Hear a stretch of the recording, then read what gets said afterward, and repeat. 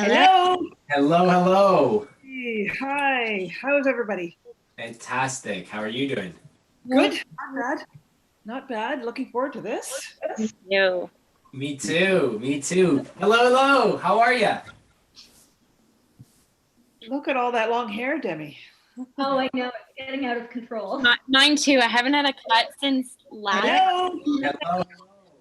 Hey, hi. How's everybody? Fantastic. How are you doing? Good. Not bad. Not bad. Looking forward to this. Yep. Been recently Repeating. busy. Yes, sorry. I've got the, I didn't realize I had the YouTube video open and then it was playing the audio back. Oh. So funny. When was the last time, Jillian, you said you got a cut? Last June, so June 2019. Oh, man. I used to do it myself at some point, but honestly, I nanny for my brother's young kids during the day, so I have my hair up all the time anyway. So it's just like I haven't really needed to have it cut yet. Right. But it's just ironic. I was supposed to play Rapunzel before the pandemic started, and I'm like, well, now I actually have the hair for it. So Right. yeah. Now you'll have to play that role. Yeah. You'll never be able to cut your hair. Awesome. How's it going, Duncan? Good. How's everyone else? Great. Good. It's like good. bittersweet, the last reading. Yeah. I can't believe it. Hard to believe. No. Although who knows? Maybe we'll like reboot it if everything shuts down again, or maybe like holidays if people are like wanting to do something over New Year's, a hungover reading. This one actually would have been great to do as a hungover reading. Yeah. Yep. Amazing. Hey, Owen, how's it going? I'm good, Steph. How are you? I'm doing very well. Thank you. It's been a hot minute. Yeah. I think I looked at the picture you posted from the last one, and I was like, oh, my hair was much longer then. We were just talking about that, although you've gone in the reverse direction. Yeah, mine's shorter now. I got it trimmed. Nice. Looking good. Awesome. Well, everybody, thank you for joining us for our final reading of the Quaranteam Readers. Yay! This is like, yay, and like also it feels like epic. I just made a big post on the Facebook group just sort of saying like thanks to everybody. So yeah, I mean, but we could talk about that at the end a little bit. I'm super excited for this show. Thanks everybody for agreeing to participate. Before we get started, I just wanted to take a moment to acknowledge where I'm calling in from, which is Toronto. So we all acknowledge that the land we are meeting on today is the traditional territory of many nations, including the Mississaugas of the Credit, the Anishinaabe, the Chippewa, the Haudenosaunee, and the Wendat peoples, and is now home to many diverse First Nations, Inuit, and Métis people. We also acknowledge that Toronto is covered by Treaty 13 with the Mississaugas of the Credit. So we want to thank them. Before we get going, just briefly, I think everybody knows like the mic protocol by this point, but yeah, mics and cameras, keep them off when you're not in the scene. When you're in the scene, you can turn all that on. Why don't we go ahead and just rename ourselves by our characters' names?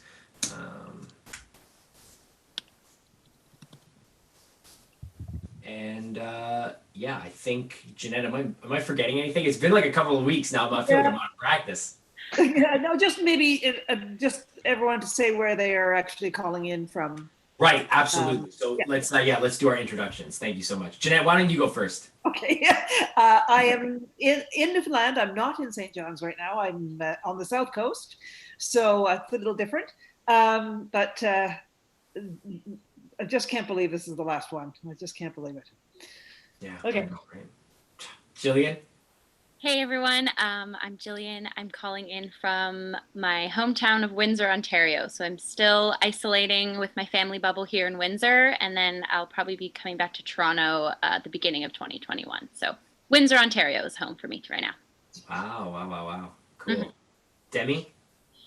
Hi, I'm in Port Perry, Ontario right now, hanging out here. and buckling down for a while. Fair enough. Duncan? I'm calling from Toronto, and I'm Duncan still. Awesome. Owen? I'm actually also calling in from Toronto. I just moved back last week, so Oh, yeah. good stuff. Welcome back. Welcome. Right, just got to catch that second wave. Yeah. Right, just in time. Just in time. Everything opens back up and then shuts back down. Yeah, and I'm stage directions. Amazing. And Joanne? Well, we've been doing this so long, I moved house. Whoa, you moved permanent, like your permanent Yeah. place? Whoa, Yeah. where are you? We're now in Aurelia, Oh, okay. running away from the hot spots in Toronto. That makes sense. Well, congrats on your move. Well, I've survived it so far, but Fair enough. great to see everyone. Have a good show. Thank you so much. My name is Stefan. I'm playing George, and I am calling in from Toronto today. Yeah, awesome. Okay, well, without any further ado, I think we've got 3 acts here, so I think we're gonna take a break after Act 1. The shortest act is Act 3, so we'll take our break between 1 and 2. We'll just a couple minutes, and then we'll just power through Acts 2 and 3 in one go. Okay, awesome. Enjoy. Bye. Thank you. Thank you.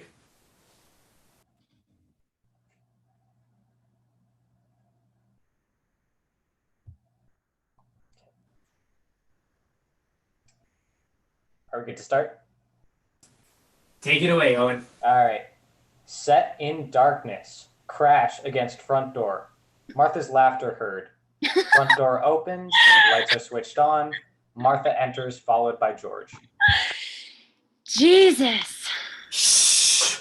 H. Christ. For God's sake, Martha, it's 2 o'clock in the morning. Oh, George. Well, I'm sorry. What a cluck.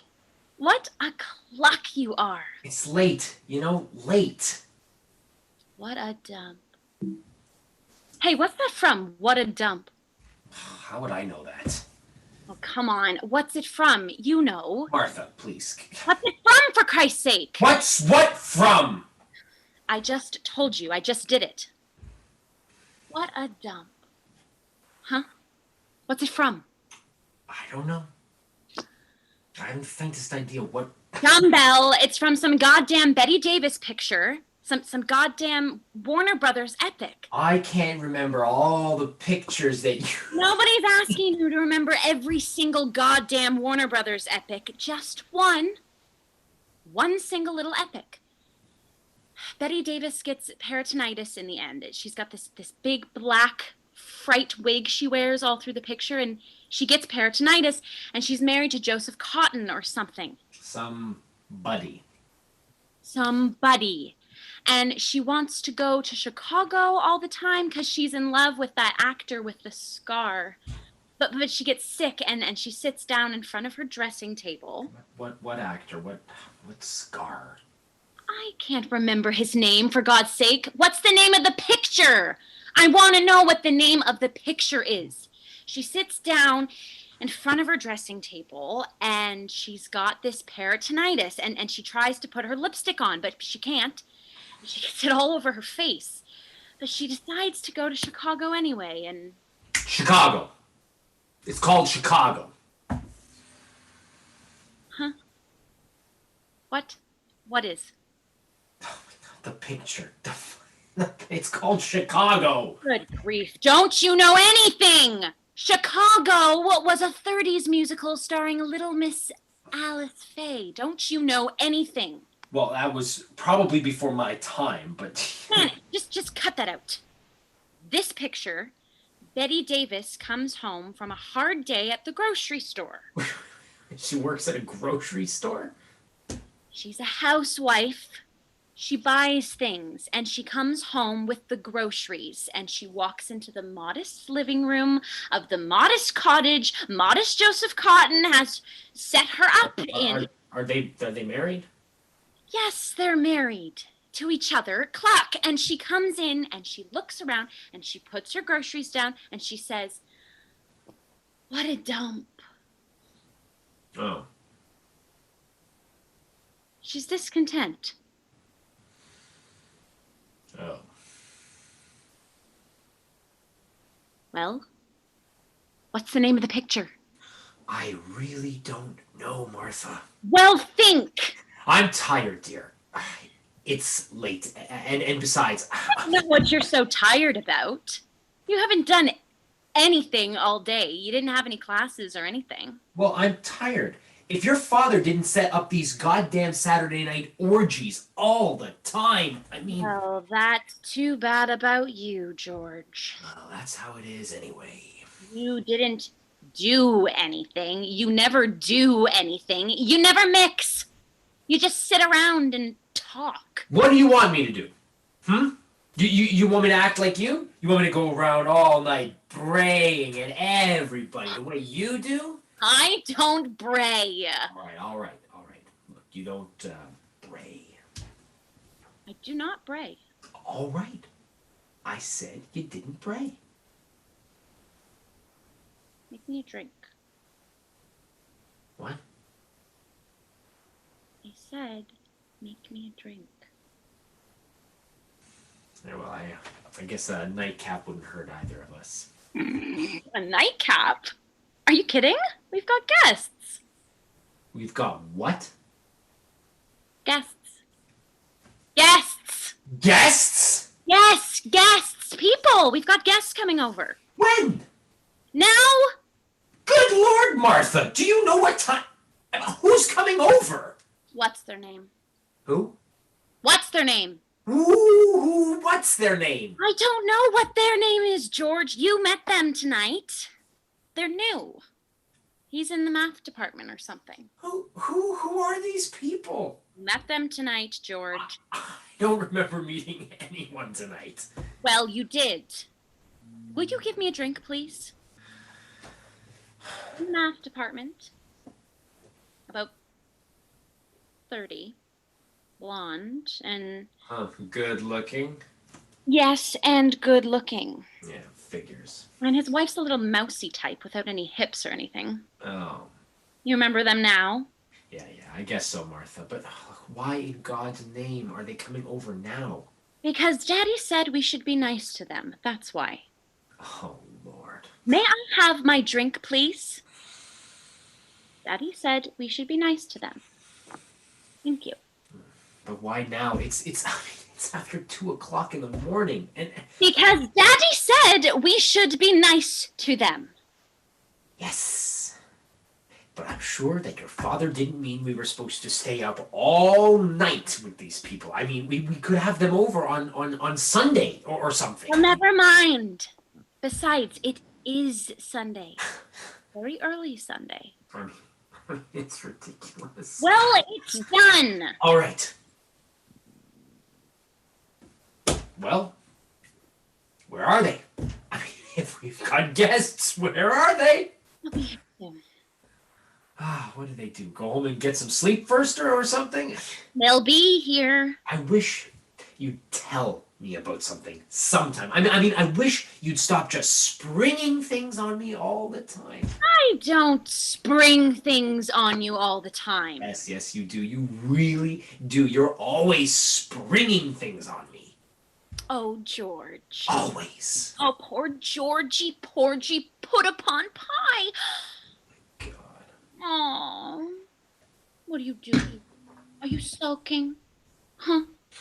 Let me see. Are you sulking? Is that what you're doing? Oh, never mind, Martha. Aw. Just don't bother yourself. Aw. Hey. Hey. Hey.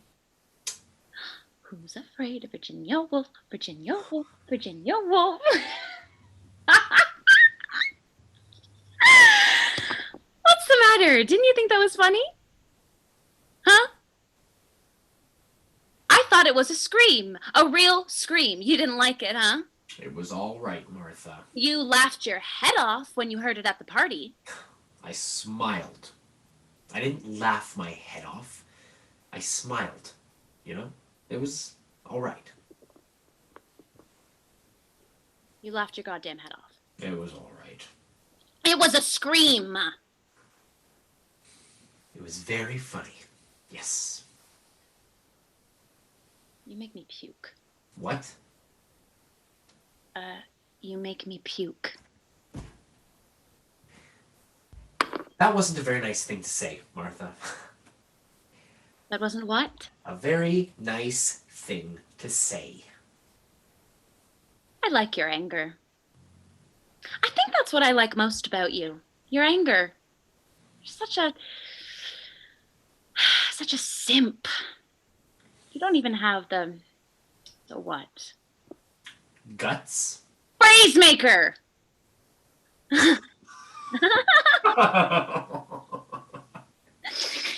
Hey, put some more ice in my drink, will you? You never put any ice in my drink. Why is that, huh? I always put ice in your drink. I mean, you eat it. That's all. It's a habit you have, chewing your ice cubes like a cocker spaniel. You'll crack your big teeth. They're my big teeth. Some of them. I've got more teeth than you've got. Oh, 2 more. Well, 2 more's a lot more. Yeah, I suppose it is. I suppose it's pretty remarkable considering how old you are. You cut that out. You're not so young yourself. I'm 6 years younger than you are. I've always been, and I always will be. Well, you're going bald. So are you.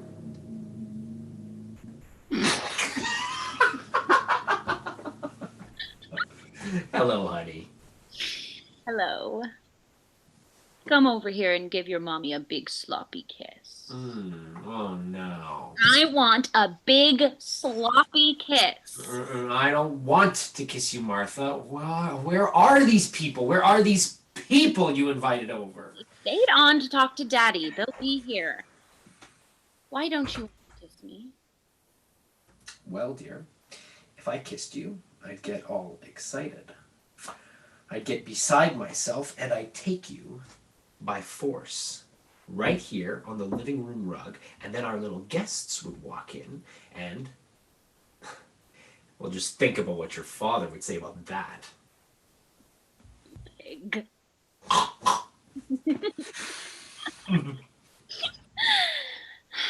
Make me another drink, lover. Oh my God, you can swill it down, can't you? I'm thirsty. Jesus. Look, sweetheart, I can drink you under any goddamn table you want, so don't worry about me. Martha, I gave you that prize years ago. There isn't an abomination award going that you haven't taken from me. I swear, if you existed, I'd divorce you. Well, just stay on your feet. That's all. I mean, these people are your guests, you know, and they're going to expect I didn't see you. I haven't been able to see you for years. If you pass out or throw up or something, You're a blank. A cipher. and please just try to keep your clothes on too. I mean, there aren't many more sickening sights than you with a couple of drinks in you and your skirt up over your head, you know. Hero. Your heads, I should say. The front doorbell chimes. Party! Party! I'm really looking forward to this, Martha. Go answer the door. You answer it. Get to that door, you. I'll fix you, you. To you. Door chimes again. Come in! I said, get over there. All right, love. Whatever love wants. Just don't start on the bit. That's all. The bit? The bit? What kind of language is that? Well, what are you talking? The bit. Just don't start on the bit.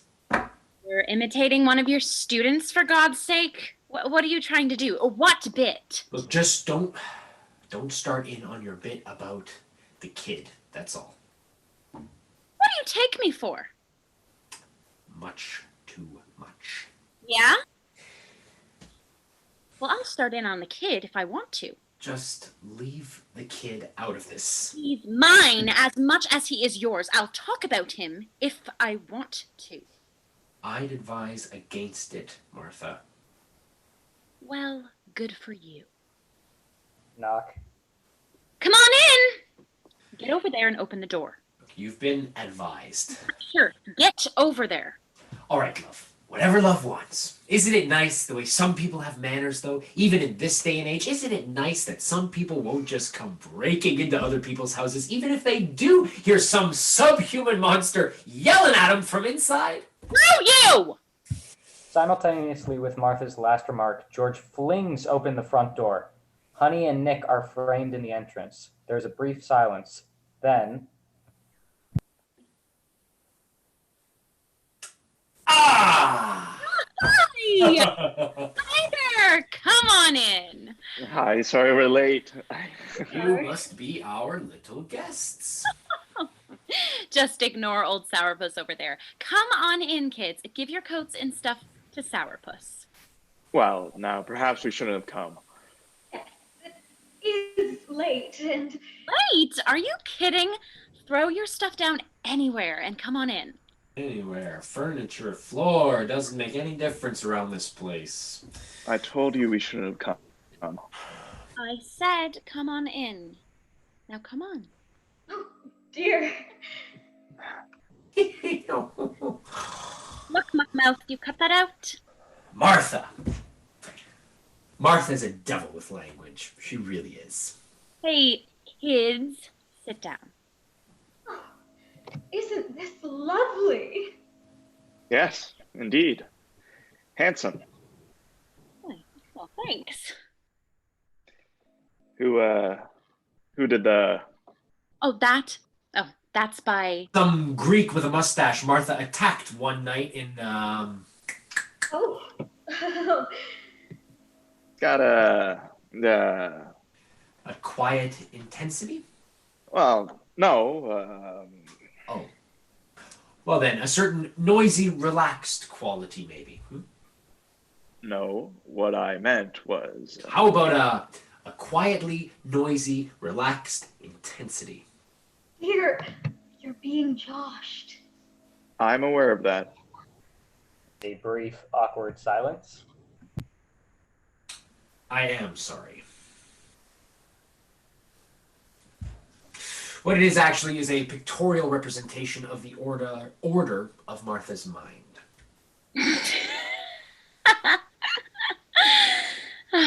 Make the kids a drink, George. What do you want, kids? What do you want to drink, huh? Honey, what would you like? I don't know, dear. A little brandy, maybe. Never mix, never worry. Brandy? Just brandy? Simple, simple. What about you? Bourbon on the rocks, if you don't mind. Mind? No, no, I don't mind. I don't think I mind. Martha, rubbing alcohol for you? Sure. Never mix, never worry. Martha's tastes in liquor have come down, simplified over the years, crystallized. Back when I was courting Martha, well, I don't know if that's actually the exact right word for it, but back when I was courting Martha... Really, sweetie? At any rate, back when I was courting Martha, she'd order the darndest things. You wouldn't believe it. We'd go into a bar, you know, a bar, a whiskey, beer, and bourbon bar, and what she'd do would be she'd screw up her face and think real hard and come up with brandy, Alexander's, creme de cacao, frappes, gimlets, flaming punch bowls, 7-layer liqueur things. They were good. I liked them. A real lady-like little drinks. Hey, where's my rubbing alcohol? Well, you see, the years have brought to Martha a sense of essentials. The knowledge that cream is for coffee, lime juice for pies, and alcohol, pure and simple. Here you are, angel, for the pure and simple. For the mind's blind eye, the heart's ease, and the liver's craw. Down the hatch all. Cheers, dears.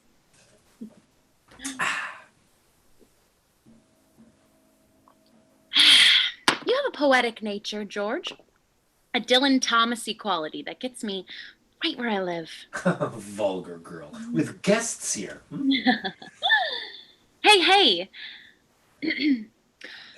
Afraid of Virginia Woolf, Virginia Woolf, Virginia Woolf. Who's afraid of Virginia Woolf? funny? Oh, that was so funny. Yes. Yes, it was. I thought I'd bust a gut. I really did. I really thought I'd bust a gut laughing. George didn't like it. George didn't think it was funny at all. Lord, Martha, do we have to go through all this again? I'm trying to shame you into a sense of humor, Angel, that's all. Martha didn't think I laughed loud enough. Martha thinks that unless, as she demurely puts it, that unless you bust a gut, you aren't amused. You know? Unless you carry on like a hyena, you aren't having any fun. Well, I certainly had fun. It was a wonderful party. Yes, it certainly was. And your father, oh, he is so marvelous. Yes. Yes, he is. Oh, I tell you. He's quite a guy, isn't he? Quite a guy. And you'd better believe it. Oh, he's a wonderful man. Oh, I'm not trying to tear him down. He's a god. I mean, we all know that. You lay off my father. Yes, love. All I mean is, when you've had as many of these faculty parties as I have, I rather appreciated it. I mean, aside from enjoying it, I appreciated it. You know, when you're new at a place, meeting everyone, getting introduced around, getting to know some of the men. When I was teaching in Kansas, You won't believe it, but we had to make our way all by ourselves. Isn't that right, dear? yes, it is. We had to We had introduce to it. make our own way. I had to go up to the wives in the library or at the supermarket and say, "Hello, I'm new here. You must be Mrs. So-and-so, Dr. So-and-so's wife." It really wasn't very nice at all. Well, Daddy knows how to run things. He's a remarkable man. You bet your sweet life. let me tell you a secret, baby. There are easier things in this world. If you happen to be teaching at a university, there are easier things in this world than being married to the daughter of the president of that university. There are easier things in the world. It should be an extraordinary opportunity. For some men, it would be the chance of a lifetime. There are, believe me, easier things in this world. Well, I can understand how it may make for some awkwardness, perhaps, conceivably, but I Some think it's... men would give their right arm for the chance. Alas, Martha, in reality it works out that the sacrifice is usually of a somewhat more private portion of the anatomy. Ugh. I wonder if you could show me where the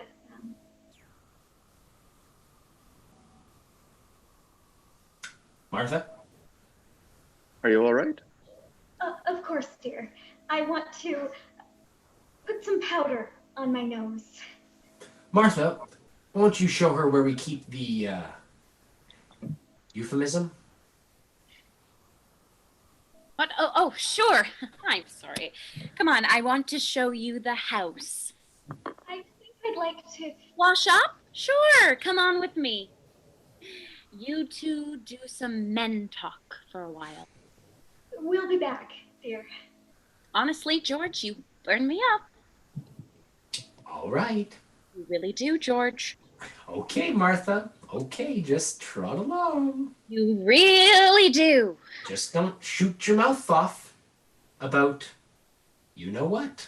I'll talk about any goddamn thing I want to, George. Okay, vanish.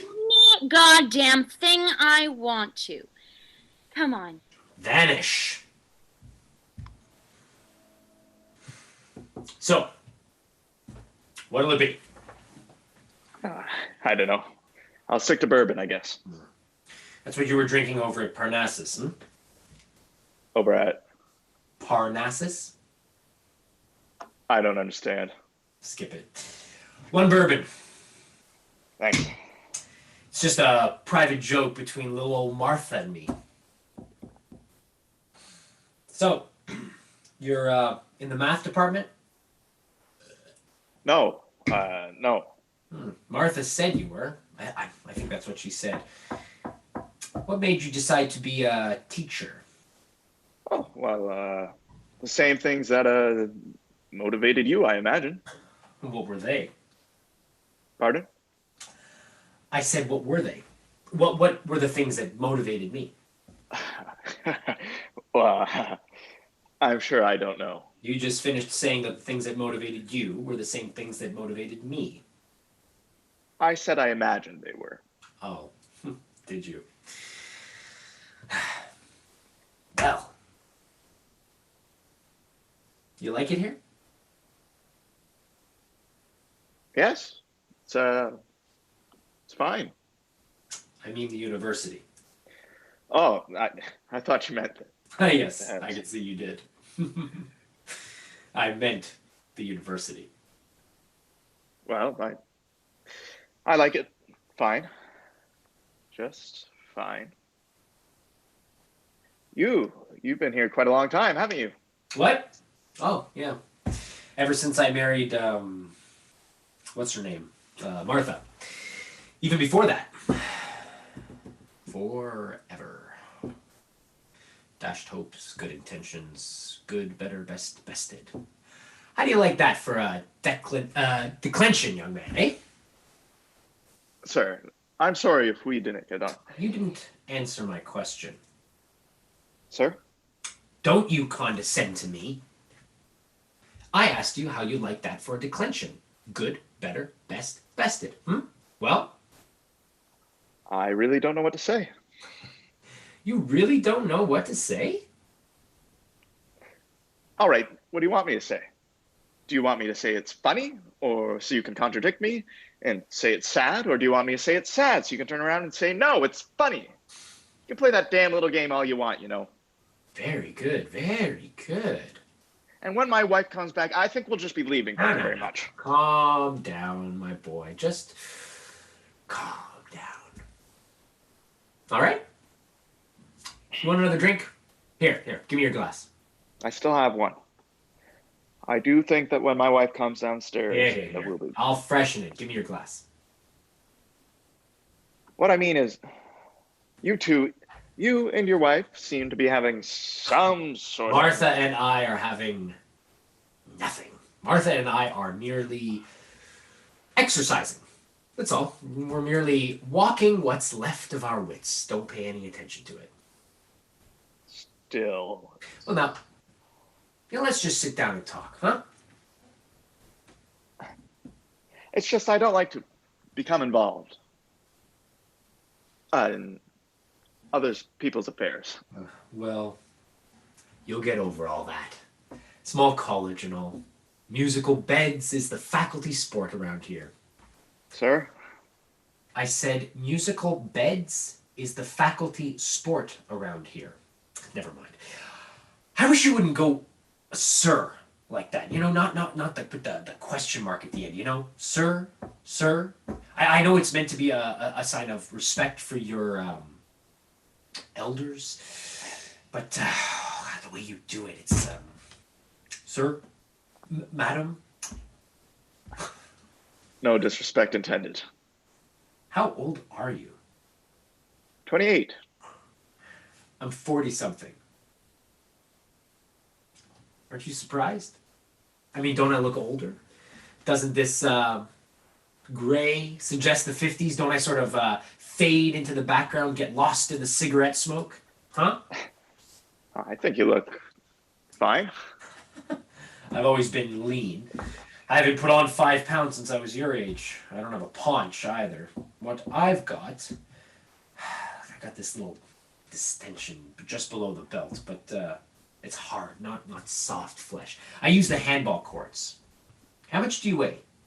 150? 55, 60, something like that? Do you play handball? Oh, yes. No, not very well. Ah, well then. We shall play sometime. Martha is 108 years old. She weighs somewhat more than that. How old is your wife? She's 26. Martha is a remarkable woman.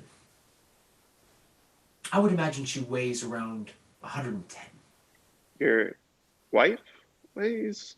No, my boy. Your wife. My wife is Martha. Yes, I know. If you were married to Martha, you would know what it means. But then if I were married to your wife, I would know what that means too, wouldn't I? Yes. Martha says you're in the math department or something. No, I'm not. Martha is seldom mistaken. Maybe you should be in the math department or something. I'm a biologist. I'm in the biology department. Oh. Oh! Sir? You're the one. You're the one who's going to make all the trouble, making everyone the same, rearranging the chromosomes or whatever that is. Isn't that right? Not exactly. Chromosomes. I'm very mistrustful. Do you believe that people learn nothing from history? Not that there is, nothing to learn, mind you, but that people learn nothing? I'm in the history department. Well, I am a doctor, A.B.M.A. Ph.D. Abmafid. Abmafid has been variously described as a wasting disease of the frontal lobes, as a wonder drug. It is actually both. I'm really very mistrusting.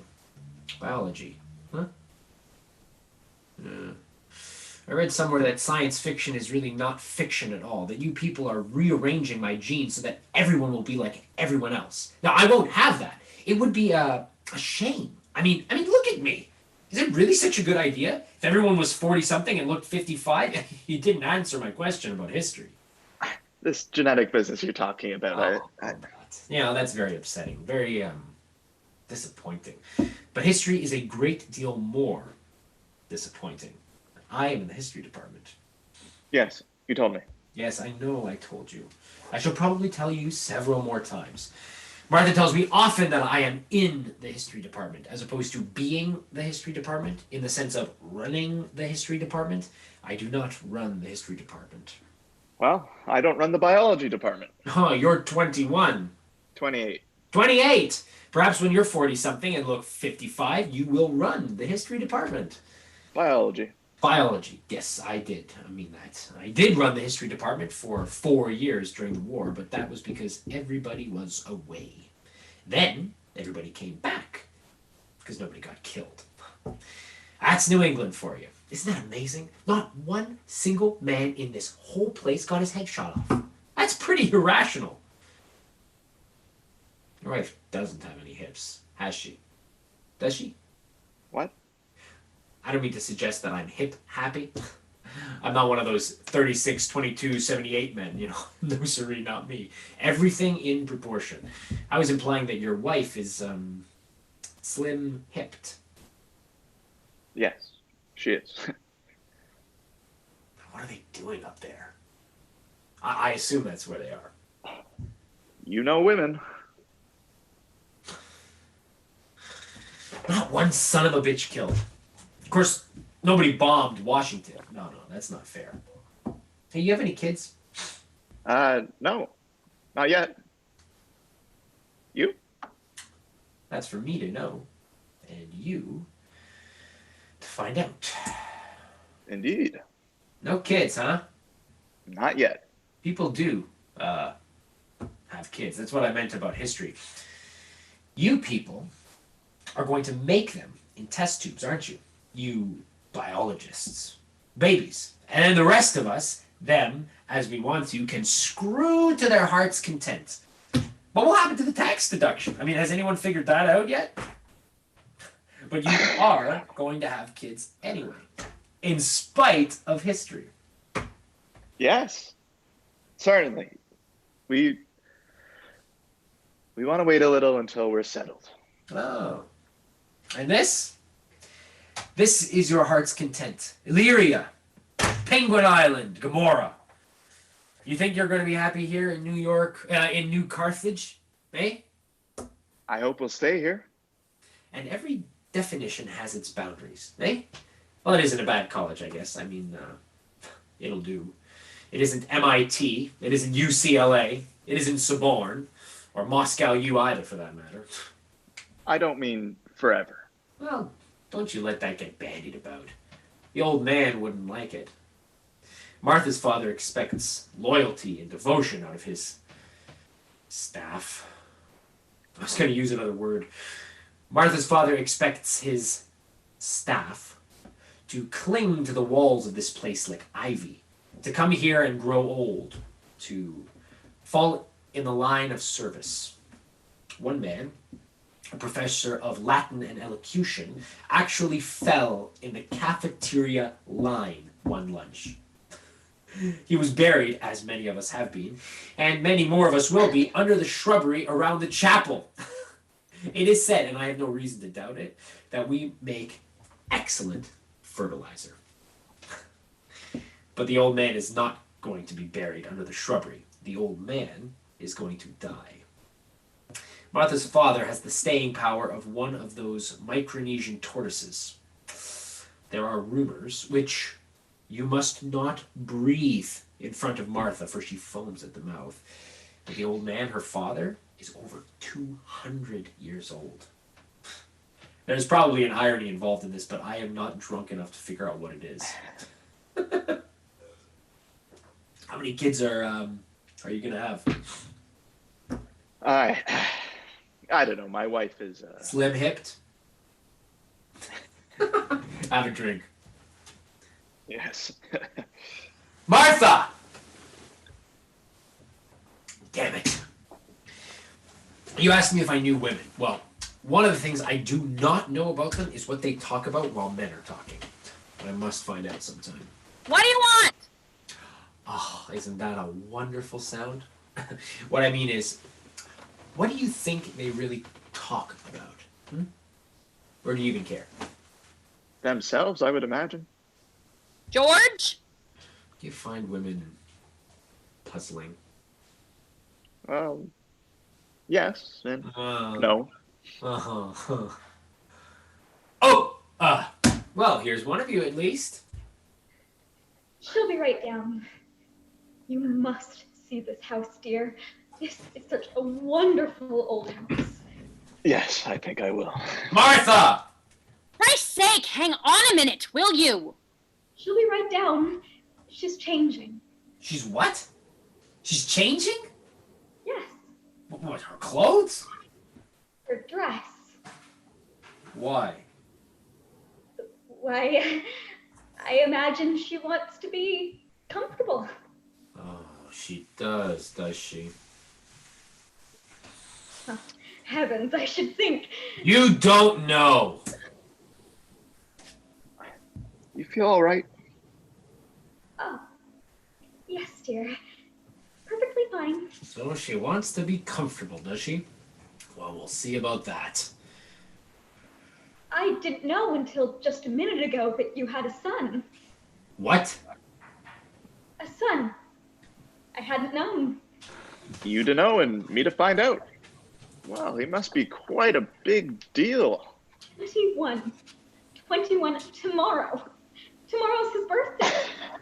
Wow. She told you about him? Well, yes. Well, I mean, She told you about him. yes. You say she's changing? Yes. And she mentioned... Your son's birthday. Yes. Okay, Martha. Okay. You look pale, honey. Do you want to lay down or Yes. pillow or... A little more brandy, maybe. Just a Oh. drop. Okay, Martha. May I use the bar? Huh? Oh, yes. Yes, by all means. Drink away. You'll need it as the years go on. You goddamn destructive. What time is it, dear? 2:30. Oh, it's so late. We should be getting home. Oh, for what? What? You keeping the babysitter up or something? I told you we didn't have children. Huh? Oh, yeah. I'm sorry. I wasn't even listening or thinking. Whichever one applies.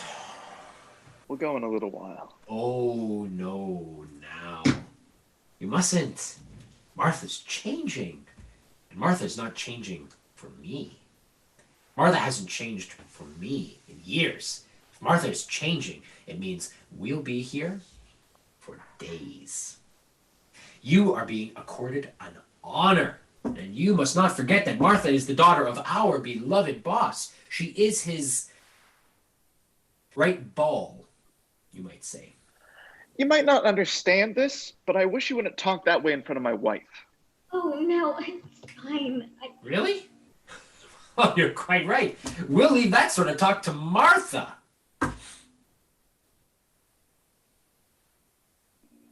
Martha has changed her clothes. She looks now more comfortable and, this is most important, most voluptuous. Oh, there you are, my pet. Well, no. Why, Martha, your Sunday chapel dress. Oh, that's most attractive. You like it? Good. What the hell do you mean screaming up the stairs at me like that? Oh, we got lonely, darling. We got lonely for the soft purr of your little voice. Oh. Well then, you just trot over to the barry poo. And make your little mommy a great big drink. That's right.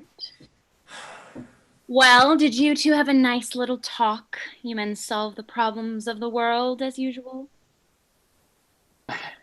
Oh, no, we actually. What we did actually, if you really want to know, what we actually did is try to figure out what you two were talking about.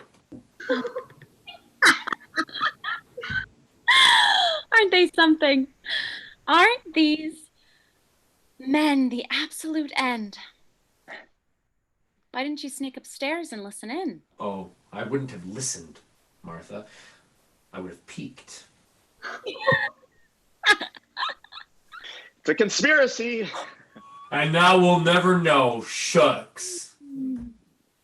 Hey, you must be quite a boy getting your master's when you were what, 12? You hear that, George? 12 and a half, actually. No, 19, really. Honey, you need to have mentioned that. It's kind of embarrassing for me. Proud of you. That's very impressive. You're damned right. I said I was impressed, Martha. I'm besides myself with jealousy. What do you want me to do? Throw up? That really is very impressive. You should be right proud. Oh, he's a pretty nice fella. I wouldn't be surprised if you did take over the history department one of these days. The biology department. The biology department, of course. I seem preoccupied with history. Oh, what a remark. I am preoccupied with history.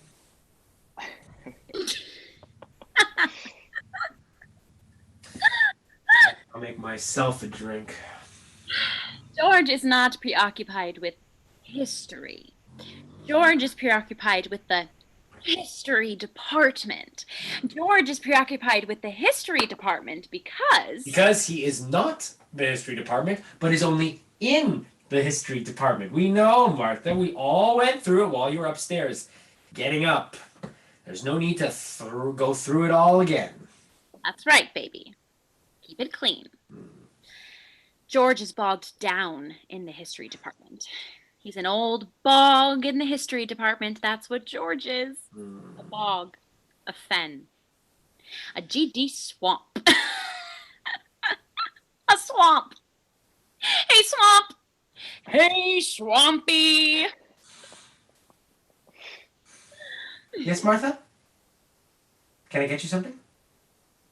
Well, sure. You can light my cigarette if you're of a mind to. No. There are limits. I mean, man can put up with only so much without he descends a rung or two on the old evolutionary ladder. Which is, hey, up your line. Sinks, Martha, and it's a funny ladder. You can't reserve yourself. Start back up once you're descending. Now, I'll hold your hand when it's dark and you're afraid of the boogeyman, and I'll tote your gin bottles out after midnight so no one will see, but I will not light your cigarette. And that, as they say, is that.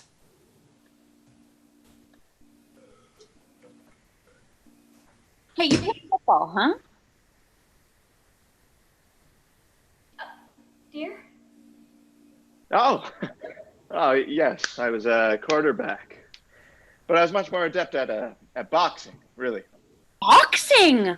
You hear that, George? Yes, Martha. You must have been pretty good at it. I mean, you don't look like you got hit in the face at all. He was intercollegiate state middleweight champion. Honey, Well, you were. You look like you still got a pretty good body now, too. Is that right? Martha, Have you? decency forbids. Shut up. Well, have you? Have you kept your body? still pretty good. I work out. Do you? Yeah. Oh, yes. He has a very firm body. Have you? Oh, I think that's very nice. Well, you never know.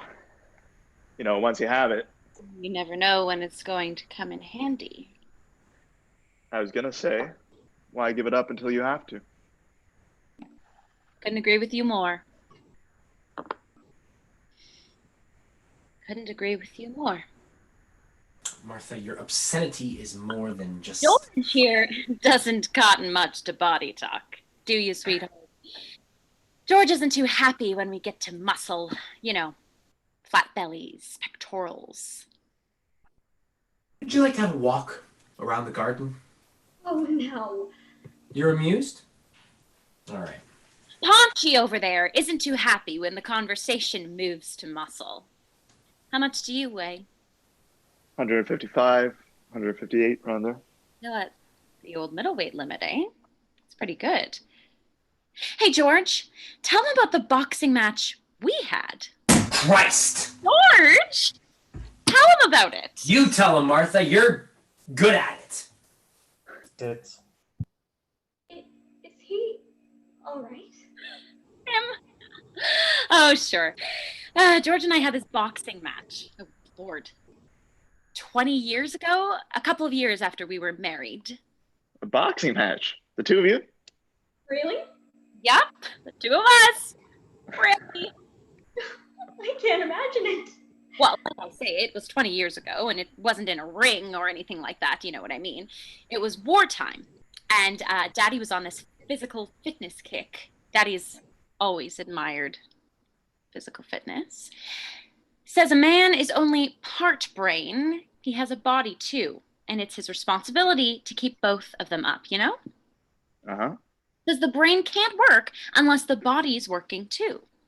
Well, that's not exactly so. Well, maybe that isn't what he says, something like it. But it was wartime, and Daddy got the idea all the men should learn how to box, self-defense. I suppose the idea was if the Germans landed on the coast or something, the whole faculty will go out and punch him to death. I don't know. It's probably more of the principle thing. Yeah, no kidding. Anyway, so Daddy had a couple of us over one Sunday, and we went out in the back, and Daddy put on the gloves himself. Daddy's a strong man. Well, you know. Yes, yes. And he asked George to box with him. And George didn't want to. Probably something about not wanting to bloody up his meal ticket. Uh-huh. Anyway, George said he didn't want to, and Daddy was saying, "Come on, young man. What sort of a son-in-law are you?" And stuff like that. Yeah. So while this was going on, I didn't know why I did it. I got into a pair of gloves myself. I didn't lace them up or anything. And I snuck up behind George. Just kidding. And I yelled, "Hey, George!" And at the same time, I let go of sort of like a roundhouse right. Just kidding, Uh-huh. And George wheeled around real quick and he caught it right at the jaw. Pow! I hadn't mean it, honestly. Anyway, pow! Right in the jaw. And he was off balance. He must have been. And he stumbled back a few steps and then crack! He landed flat in a huckleberry bush. Oh, it was awful, really. It was funny, but it was awful. I think it's colored our whole life. Really, I do. It's an excuse anyway. George enters now, his hand behind his back. No one sees him. It's what he uses for being bogged down anyway. Why he hasn't gone anywhere. And it was an accident. A real goddamn accident.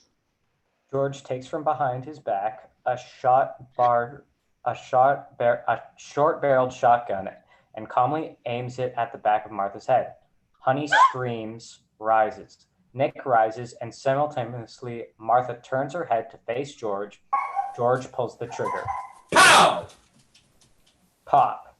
From the barrel of the gun blossoms a large red and yellow Chinese parasol. Honey screams again, this time less, and mostly coming from a lead in. You're dead. Pow! You're dead. Good Lord. Honey is beside herself. Martha laughs too, almost breaks down, her great laugh booming. George joins in the laughter and confusion. It dies eventually.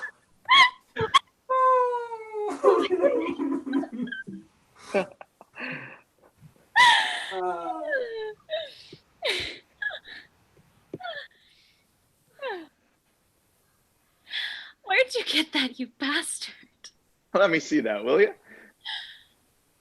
I've never been so frightened in my life. Never. Oh, I've had it a while. Do you like that? You bastard. I've never been so frightened. Never. This is quite the gadget. You like that, didn't you? Yeah, that was pretty good. Come on. Give me a kiss. Later, sweetie.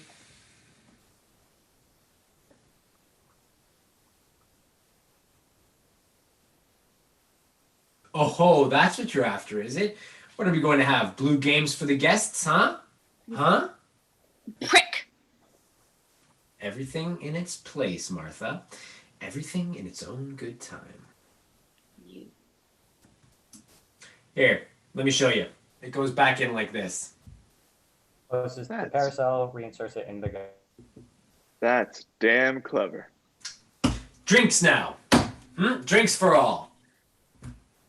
I'm not finished. I think I need something. Is that Japanese? Probably. I was never so frightened in my life. Weren't you frightened? Just for a second? I don't remember. I bet you were. Did you really think I was going to kill you, Martha? You? Kill me? That's a laugh. Well, now, I might someday. Fat chance. Hey, where's the John? Through the hall there. Down to your left. Don't you come back with any guns or anything now? Oh, no. You don't need any props, do you, baby? Uh-uh. I'll bet not. No fake Jap gun for you, eh? May I leave my drink here? Yeah, sure. Why not? We got half-filled glasses everywhere in the house. Wherever Martha forgets she's left them. In the linen closet, on the edge of the bathtub. I even found one in the freezer once. You did not. Oh, yes, I did. You did not. Yes, I did. Brandy doesn't give you a hangover? I never mix. And, well, I don't drink very much either. Oh, that's good. Your husband was telling me all about the chromosomes. The what? The chromosomes, Martha. The genes, or whatever they are. You got quite a terrifying husband. Oh, No, really. He's quite terrifying with his chromosomes and all. He's in the math department. No, Martha, he's a biologist. He's in the math department. biology.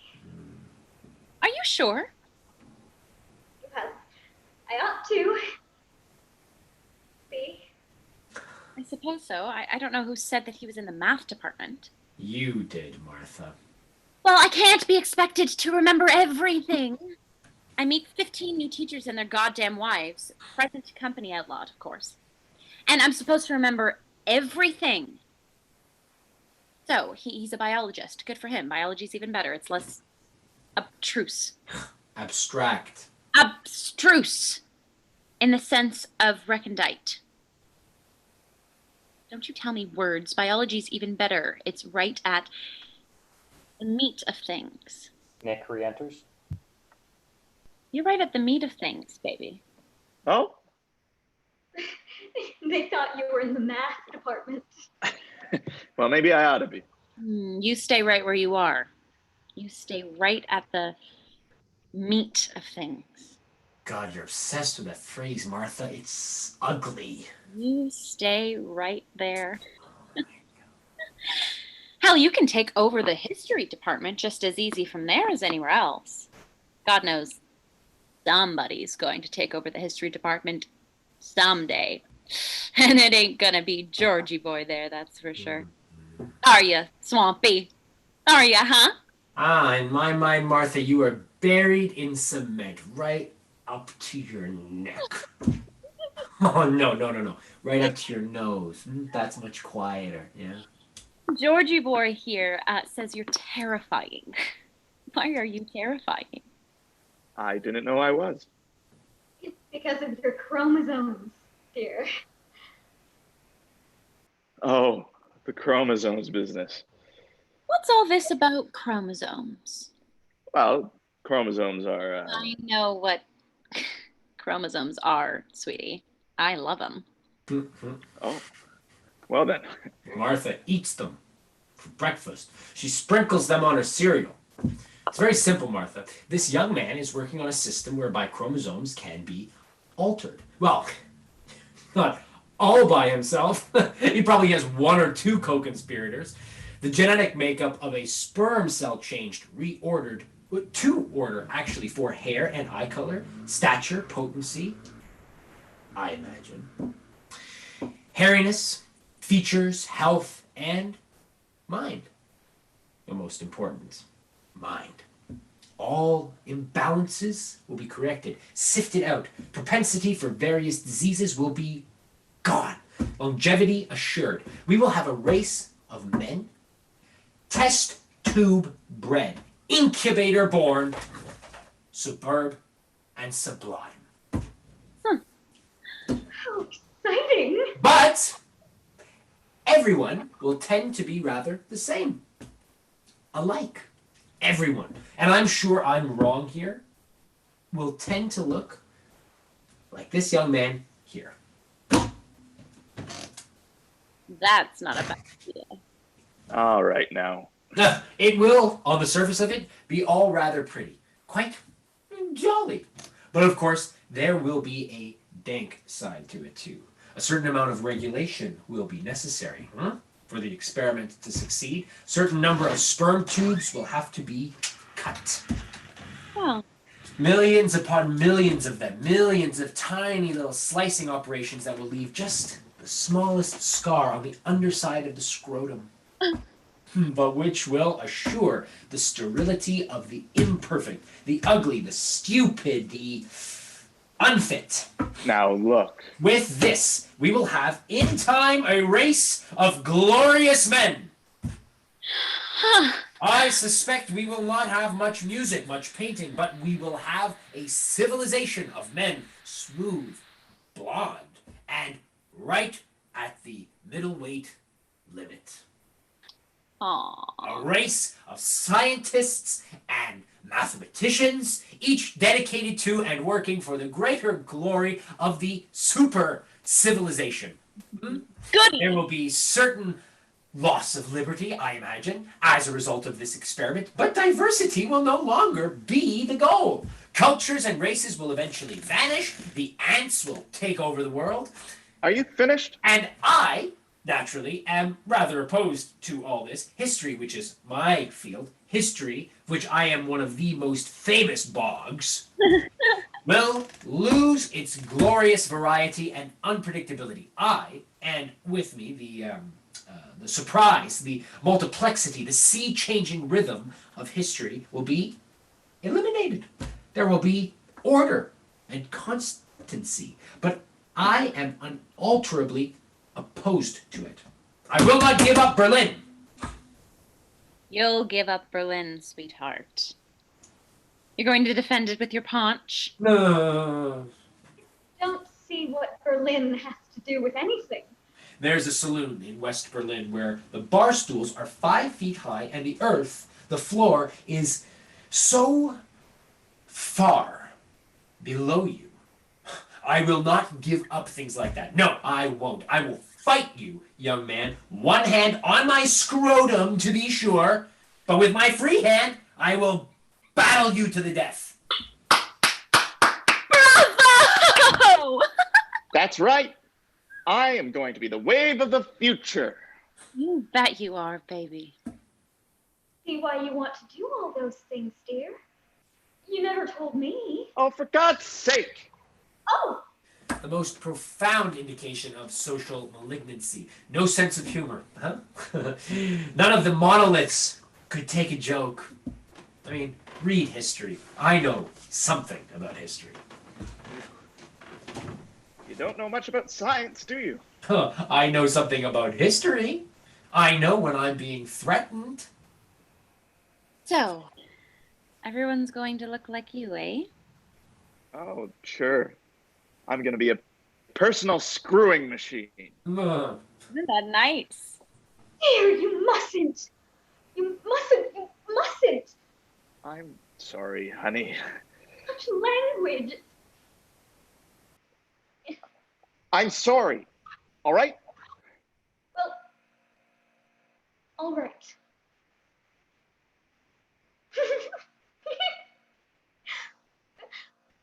Where is your son? What? Your son? Son? Where is your son coming home? Oh. Martha? When is our son coming home? Never mind. No. I want to know. You brought it out into the open. When is he coming home, Martha? I said never mind. I'm sorry I brought it up. Him up. Not it. You brought him up. Well, more or less. I mean, when's the little bugger going to appear, huh? I mean, isn't tomorrow meant to be his birthday or something? I don't want to talk about it. Martha. I don't want to talk about it. I bet you don't.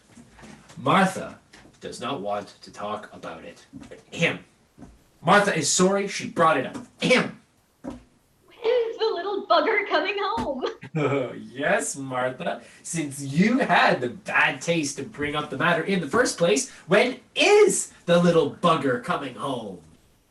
Honey, do you think you could, Howard talks disparagingly about the little bugger because he has problems. Oh, the little bugger has problems? What problems has the little bugger got? Not the little bugger. Stop calling him that.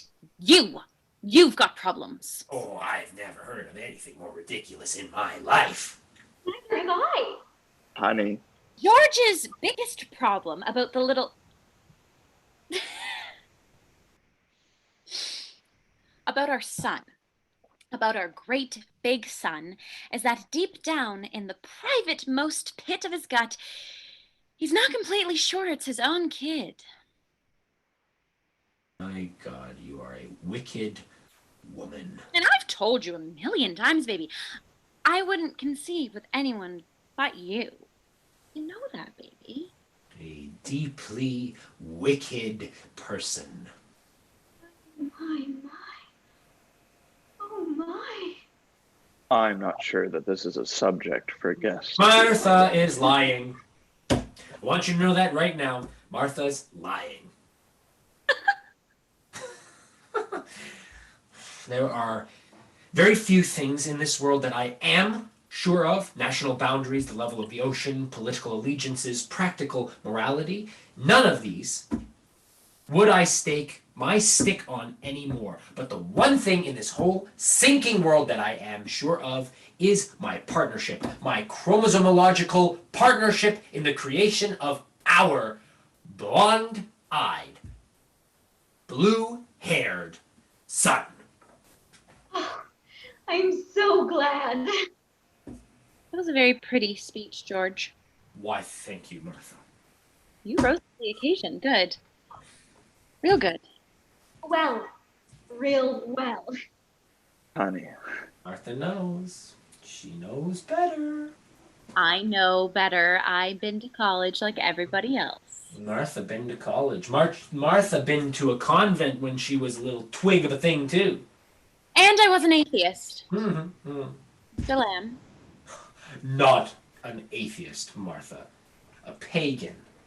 Martha is the only true pagan on the eastern seaboard. That's nice. Isn't that nice, dear? Yes. Wonderful. And Martha paints blue circles around all her things. You do. Sometimes. You want to see? Tut, tut, tut, tut, tut. Pat yourself, you old floozy. He's not a floozy. He can't be a floozy. You're a floozy.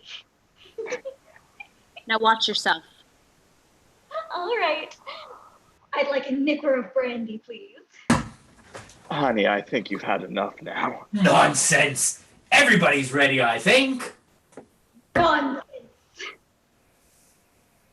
Okay. Our son does not have blue hair.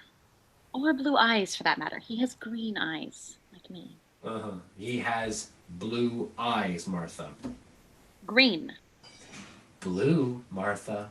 Green! He has the loveliest green eyes. They aren't all like brown and gray, you know, hazel.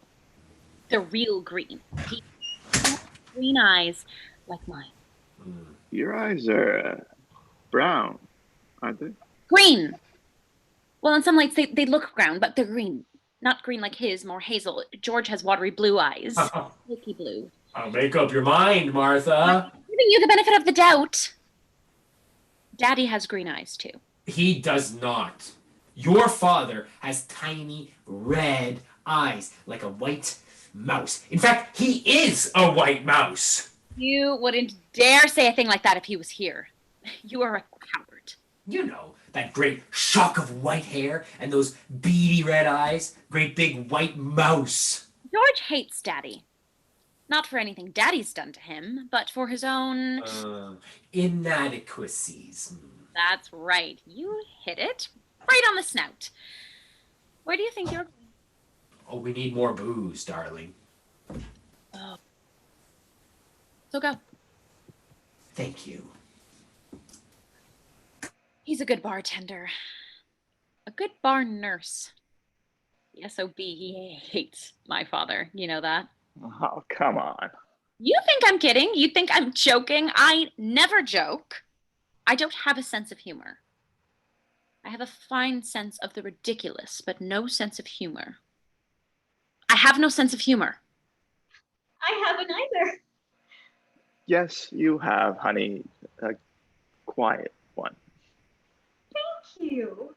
You want to know why the SOB hates my father? You want me to tell you? All right. I will tell you why the son of a bitch hates my father. Oh, good. Some people feed on the calamities of others. I do not. Honey. Oh, wait, shut up, both of you. All right, now. Mommy died early, see, and I sort of grew up with Daddy. I went to school and stuff, but I more or less grew up with him. Jesus.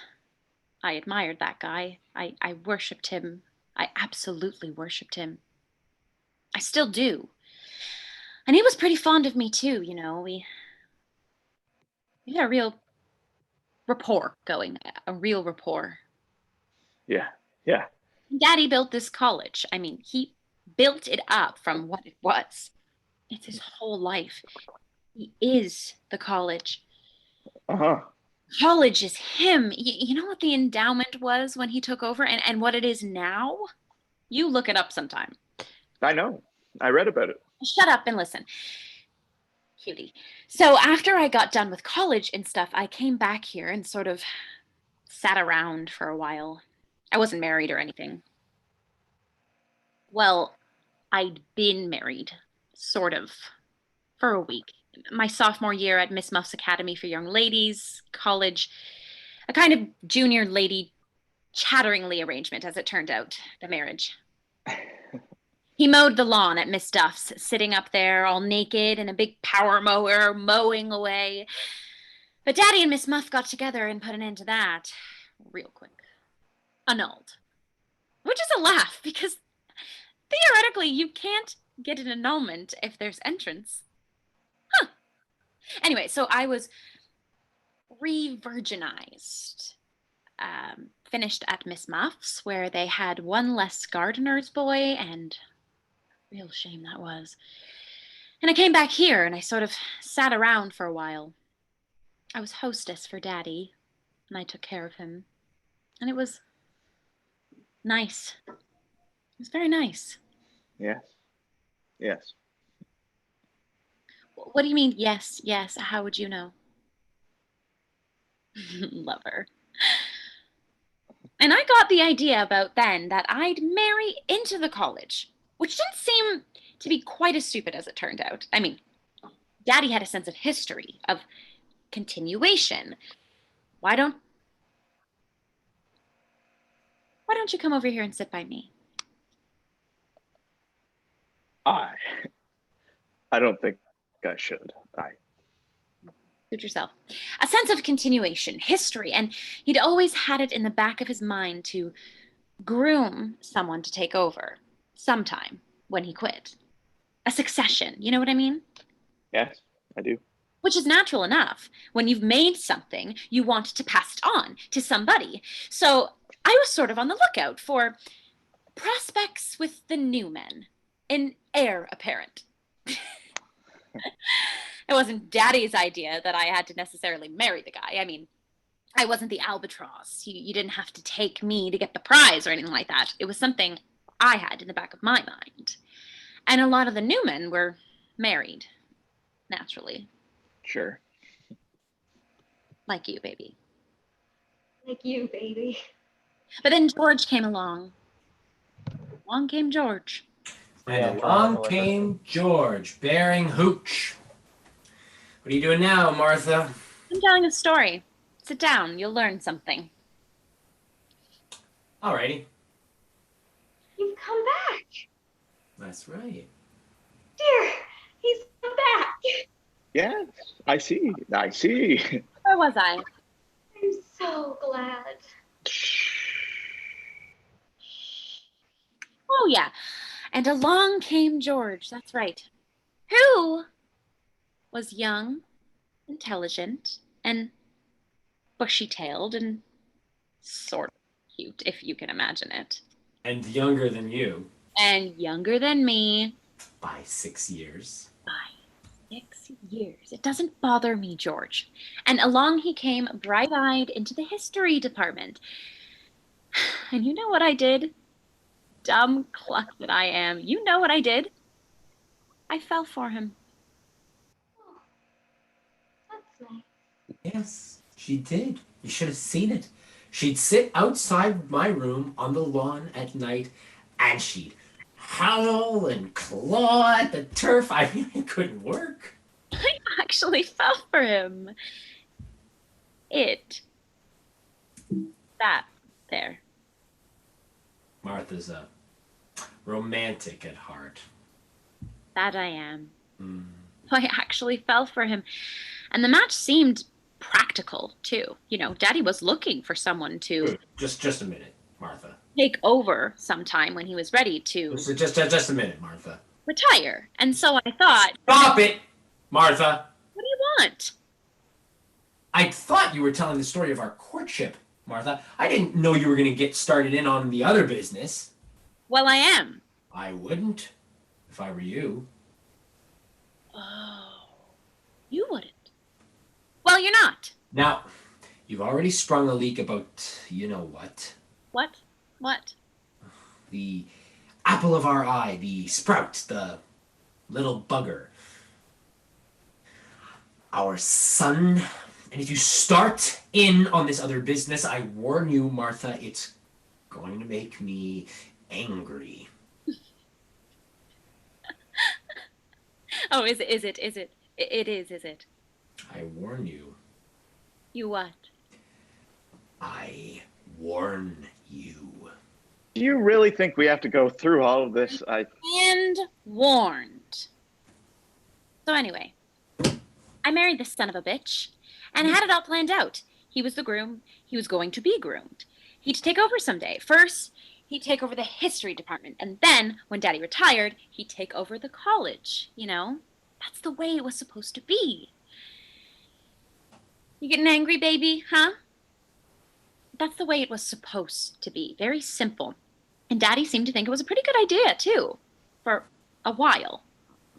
Until he watched for a couple of years. You getting angrier? Until he watched for a couple of years and started thinking maybe it wasn't such a good idea after all. That maybe Georgie boy didn't have the stuff. They didn't have it in him. Stop it, Martha. The hell I will! You see, George didn't have much push. He wasn't particularly aggressive. In fact, he was sort of a flop. A great, big, fat flop. I said stop, Martha! I hope that was an empty bottle, George. You don't want to waste good liquor. Not on your salary. Not on an associate professor's salary. I mean, he'd be no good at trustees' dinners, fundraising. He didn't have any personality, you know what I mean? Which was disappointing to Daddy, as you can imagine. So here I am, stuck with this flop. Don't go on, Martha. This bog in the history department. Don't. Martha, don't. Who's married to the president's daughter. I said Who's expected to be don't. somebody. Not just All right. nobody. Somebody. All right. Who's afraid of Virginia Woolf? Virginia Woolf. Virginia Woolf. Who's afraid of Virginia Woolf? Early in the morning. Who's afraid of Virginia Woolf? Virginia Woolf. Virginia Woolf. Who's afraid of Virginia Woolf? Virginia Woolf in the morning.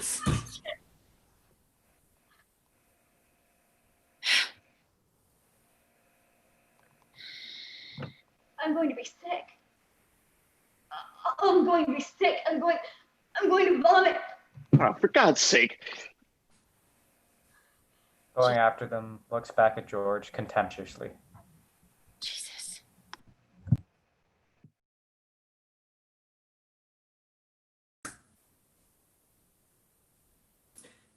All right.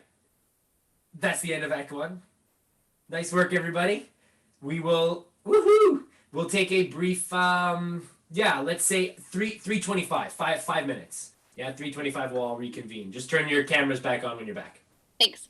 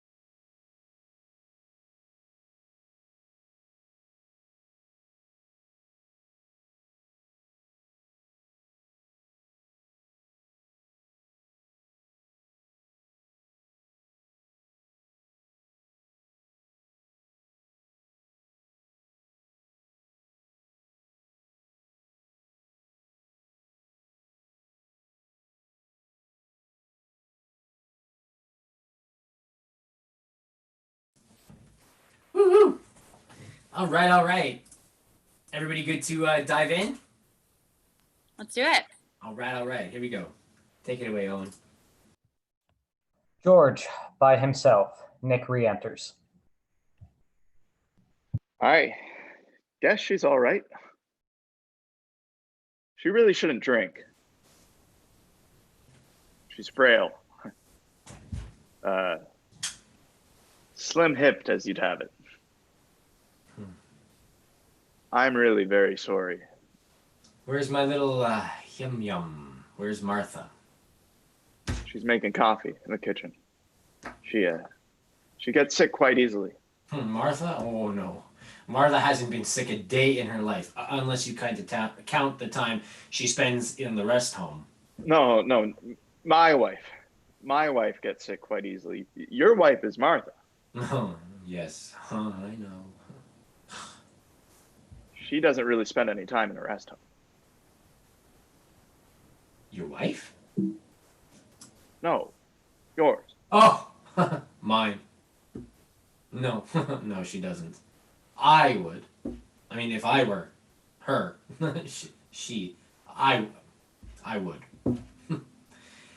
But I'm not, so I don't. I'd like to, though. Gets pretty bouncy around here. Yes, I'm sure. Yeah, well, you saw an example of it. I try not to. Get involved? Is that right? Yes, that's right. I imagine not. I find it embarrassing. Oh, you do you?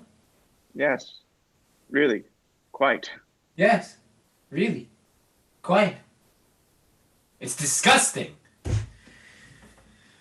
Now, look, I didn't have anything to do with what happened. Disgusting. Do you think I like having that, whatever it is, ridiculing me, tearing me down in front of you?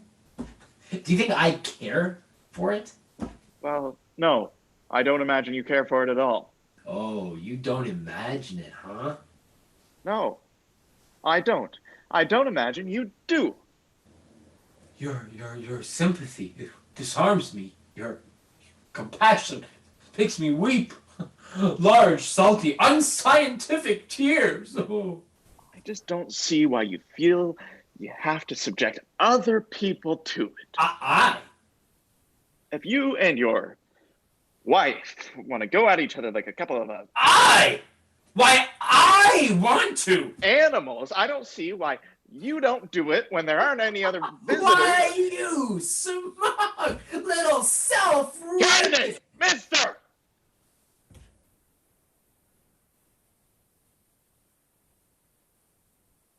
Scientist. Never hit an old man before. Oh, you just hit younger men and children, women, birds. Well, you're quite right, of course. It isn't the prettiest spectacle seeing a couple of middle-aged types hacking away at each other, all red in the face and winded, missing half the time. No, you two don't miss. You two are pretty good. Impressive. And impressive things impress you, don't you? Don't they? You're easily impressed. Sort of a pragmatic idealism. No, it's that sometimes I can admire things that I don't admire. Now, flagellation isn't my idea of good times, but... But you can admire a good flagellator, a real pro. Uh-huh. Yeah. Your wife throws up a lot, eh? I didn't say that. I said she gets sick quite easily. Oh.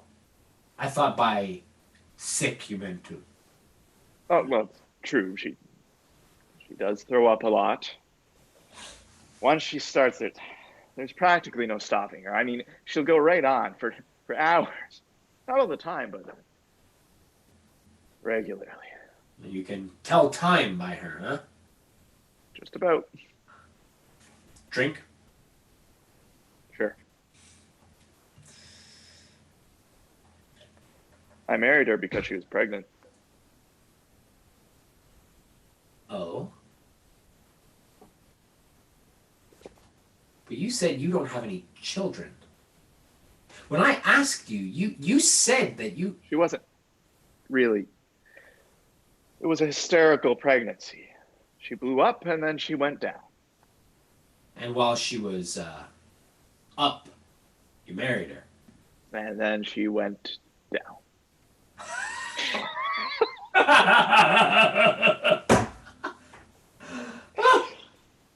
Bourbon is right.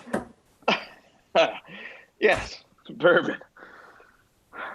You know, when I was 16 and going to prep school during the Punic Wars, a bunch of us used to go into New York on the first day of vacations before we got fanned out to our homes. And in the evening, this bunch of us used to go to this gin mill owned by the gangster father of one of us. For this was during the Great Experiment, or Prohibition, as it is more frequently called. It was a bad time for the liquor lobby, but a fine time for crooks and the cops. And we would go to this gin mill, and we would drink with the grown-ups and listen to jazz. One time, in the bunch of us, there was this boy who was 15. He had killed his mother with a shotgun some years before, accidentally, completely accidentally, without even an unconscious motivation. I have no doubt. No doubt at all. And this one evening, this boy with us, and we ordered our drinks, and when it came his turn, he said, "I'll have Bergin. Give me some Bergin, please. Bergin and water." What? We all laughed. He was blonde, he had a face of a cherub, and we all laughed, and his cheeks went red, and the color of rose in his neck, and the assistant crook who had taken our order told people at the next table what the boy had said, and then they laughed. And then more people were told, and the laughter grew, and more people, and more laughter, and no one was laughing more than us, and none of us more than the boy who had shot his mother. And soon everyone in the gin mill knew what the laughter was about, and everyone started ordering Bergen, Bergen, and laughing when they ordered it. And soon, of course, the laughter became, less general, and it did not subside entirely for a very long time. For always at this table or that, someone would order Bergen, and a new area of laughter would rise. We drank free that night, and we bought champagne by the management, by the gangster father of one of us. And of course, we suffered the next day, each of us alone on his train away from New York. Each of us with a grown-up's hangover. But it was the grandest day of my youth. Thank you. What happened to the boy? The boy who had shot his mother? I won't tell you. All right. Following summer, on a country road with his learner's permit in his pocket and his father on the front seat to his right, he swerved the car to avoid a porcupine and drove straight into a large tree. No. He wasn't killed, of course. And in the hospital, when he was conscious and out of danger, and when they told him that his father was dead, he began to laugh. I had been told, and the laughter grew and would not stop. And it was not until after they jammed a needle in his arm, not until after that, until his consciousness slipped away from him, that his laughter subsided, stopped. And when he was recovered from his injuries, enough so that he could be moved without damage should he struggle, he was put in an asylum. That was 30 years ago. Is he still there? Huh. Oh, yeah. And I'm told that for these 30 years he has not uttered one sound.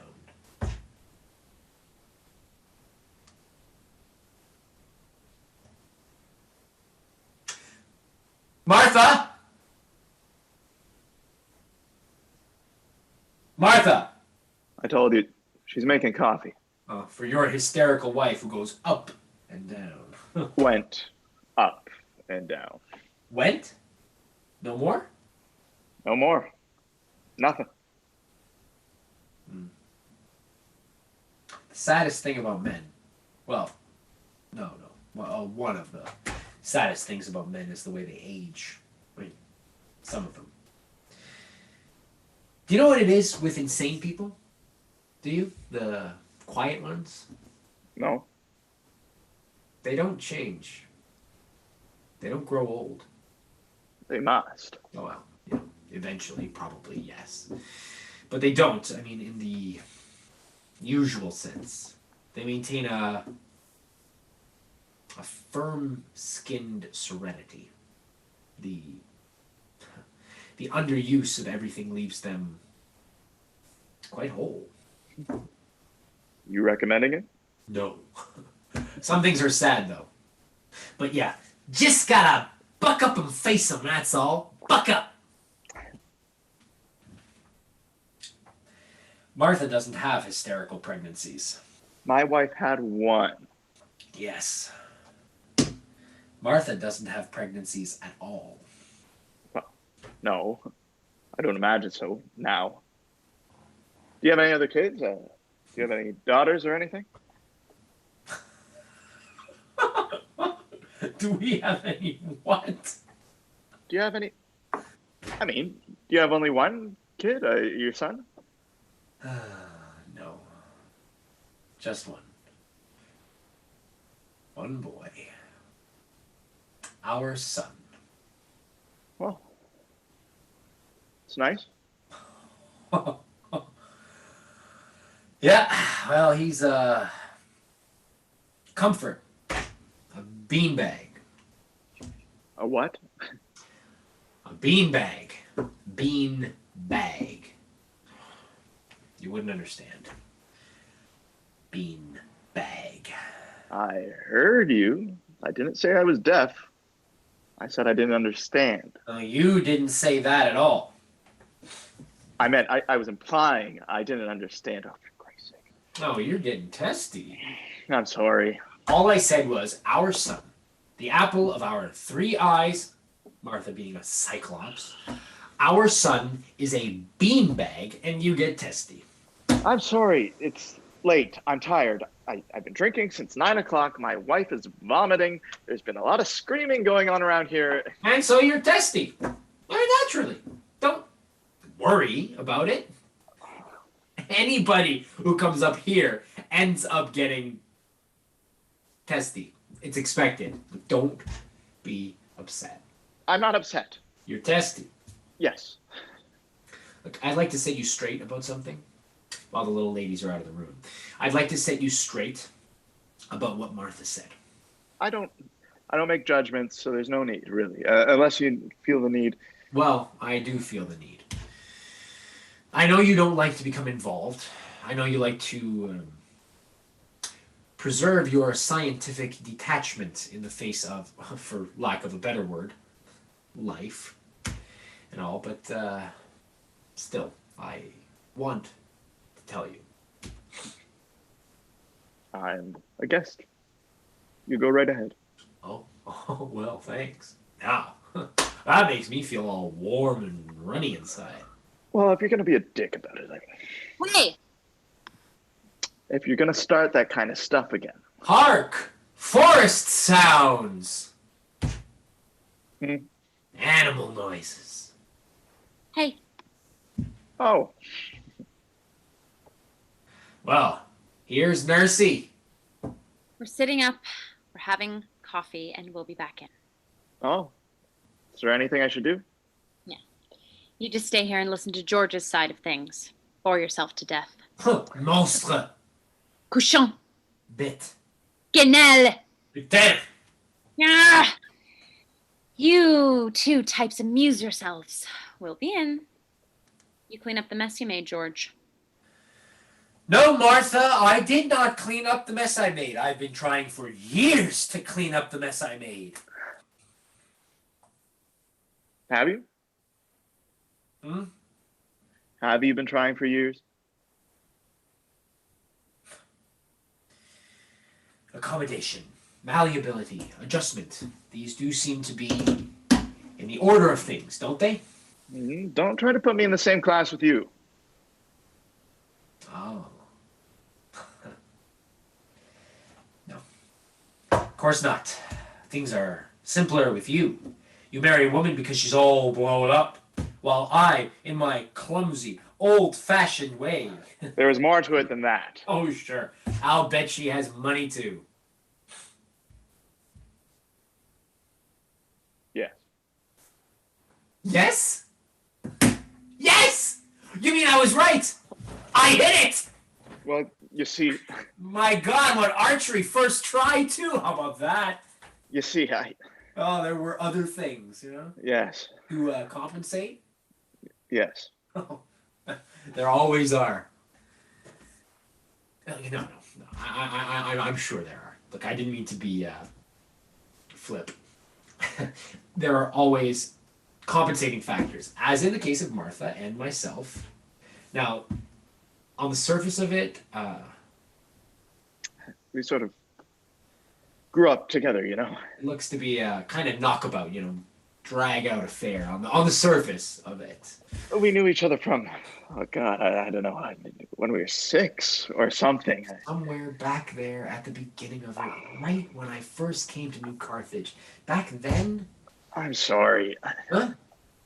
Oh no. I'm sorry. No, it's all right. No. Go ahead. Go ahead. No, please. I insist. You're a guest. You go first. It seems a little silly now. Nonsense. If you were 6, she must have been 4 or something. Maybe I was 8. She was 6. We used to play doctor. Well, that's a good heterosexual beginning. Yeah. The scientist even then, eh? Yeah. And it was always taken for granted, by our families and by us too, I guess. And so we did. Did what? We got married. When you were 8? No, of course not. Much later. Oh, I wondered. I wouldn't say there was any particular passion between us, even at the beginning of our marriage. I mean, Well, certainly no surprise, no earth-shaking discoveries after Doctor and all. no. Everything's all pretty much the same anyway, in spite of what they say about Chinese women. What is that? Let me freshen you up. Oh, thanks. After a while, you don't get drunker, do you? Well, you do. But it's different. Everything slows down. You get sodden. Unless you can upchuck like your wife, then you can start all over again. Everybody drinks a lot here in the East. Everybody drinks a lot in the Middle West, too. We drink a great deal in this country. And I suspect we'll be drinking a great deal more too, if we survive. We should be Arabs or Italians. The Arabs don't drink, and the Italians don't get drunk much except on religious holidays. We should live on Crete or something. That, of course, would make us Cretans. So it would. Tell me about your wife's money. Why? Well, don't then. What do you want to know about my wife's money for? Huh? I thought it would be nice. No, you didn't. All right. I want to know about your wife's money because I'm fascinated by the methodology, by the pragmatic accommodation by which you, Wave of the Future Boys, are going to take over. You're starting it again. Am I? No, I'm not. Look, Martha has money too. I mean, her father's been robbing this place blind for years, and, No, he hasn't. He is not. he hasn't? No. Very well. Martha's father has not been robbing this place blind for years, and Martha does not have any money. Okay? We were talking about my wife's money, not yours. Okay. Talk. No.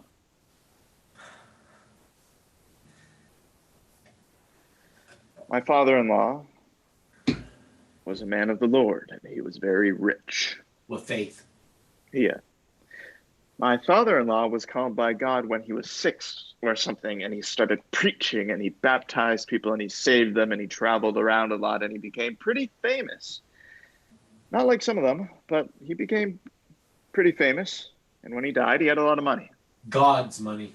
No, his own. Oh, what happened to God's money? He spent God's money Huh. and he saved his own.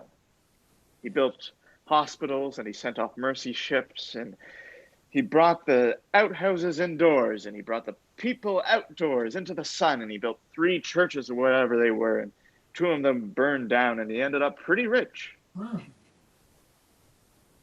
think that's pretty nice. Yes.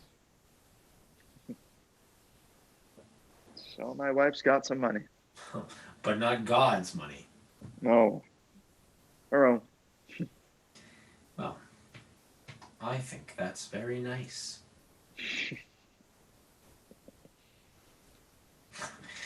Martha's got money because Martha's father's second wife, not Martha's mother, but after Martha died, was a very old lady with warts who was very rich. She was a witch. She was a good witch. And she married the white mouse with the tiny red eyes, and he must have nibbled her warts or something like that because she went up in a puff of smoke almost immediately. Poof! And all that was left, aside from some wart medicine, was a big fat will, a peach pie with some of the township of New Carthage, some for the old college, some for Martha's daddy, and just this much for Martha. Maybe my father-in-law and the witch with the wart should have gone together because he was a mouse too. Oh, he was? Sure. He was a church mouse.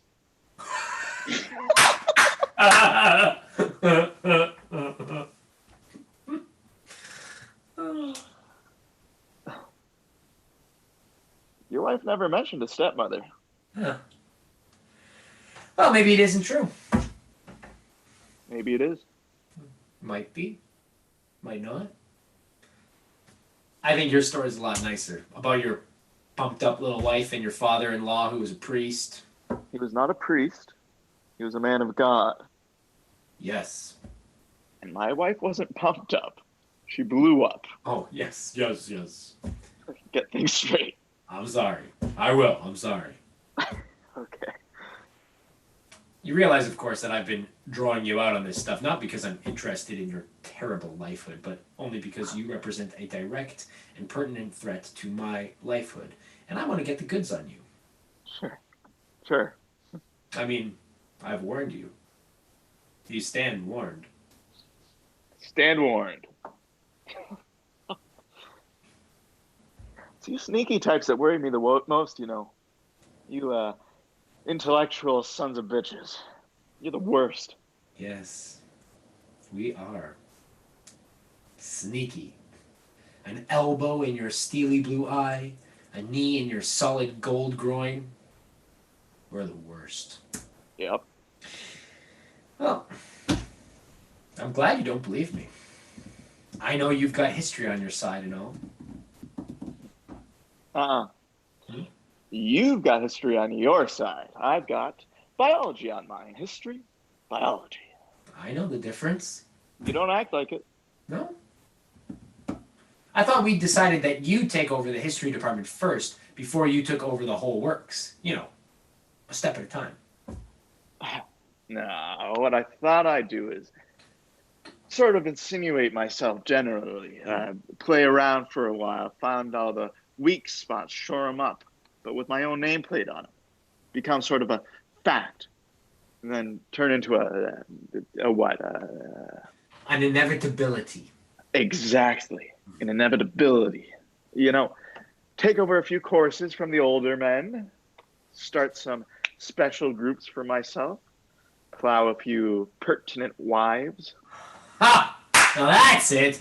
You can take over all the courses you want to and get as much of the young elites together in the gymnasium as you like, but until you start plowing pertinent wives, you really aren't working. The way to a man's heart is through his wife's belly, and don't you forget it.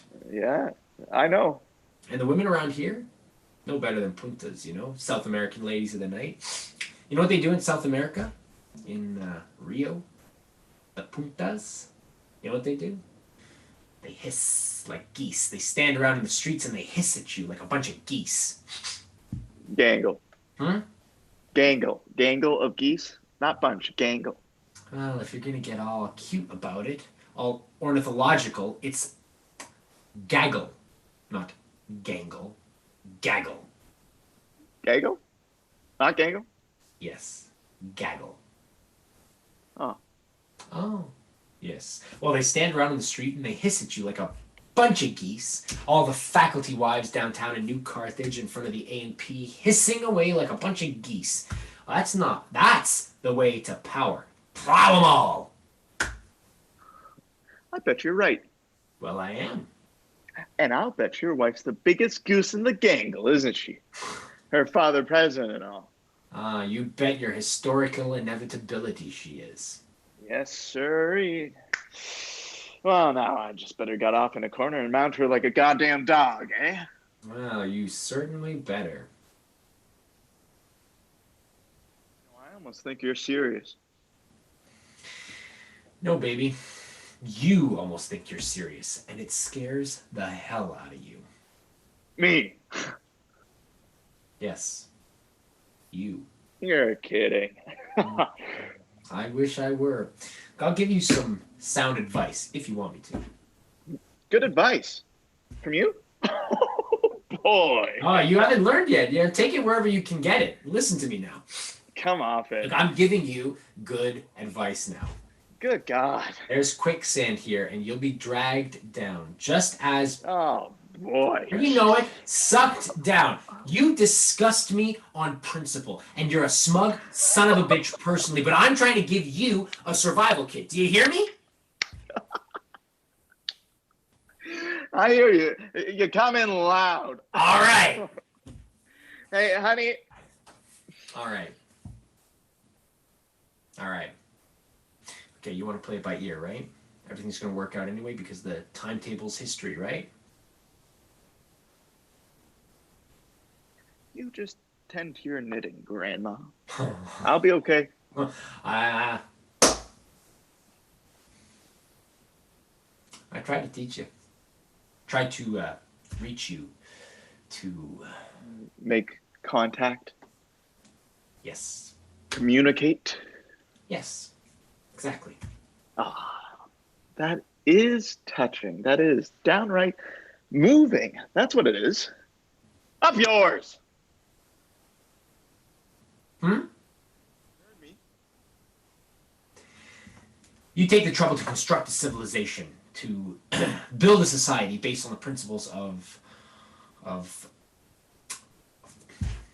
you endeavor to make communicable sense out of natural order, morality out of unnatural disorder of man's mind. You make government and art and realize that they must be both the same. You bring these things to the saddest of all points, to the point where there is something to lose. And then all at once, through all the music, through all the sensible sounds of men building, attempting, comes the dies irae. And what is it? What does the trumpet sound? Up yours! And I suppose there's justice to it after all the years. Up yours!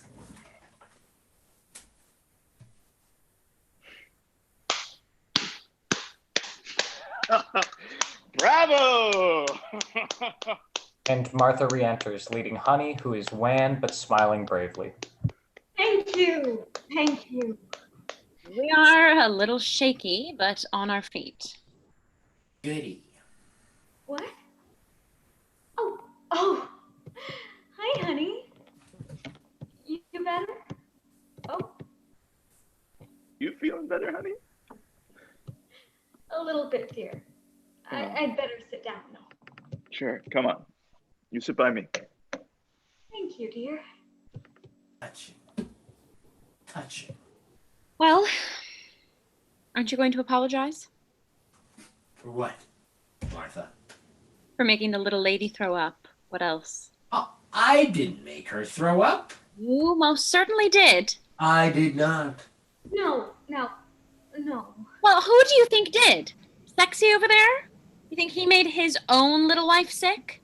Well, you make me sick. That's different. Mhm. No, I throw up. I get sick occasionally, all by myself, without any reason.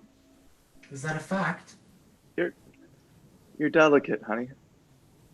I've always done it. Like Big Ben. Watch it.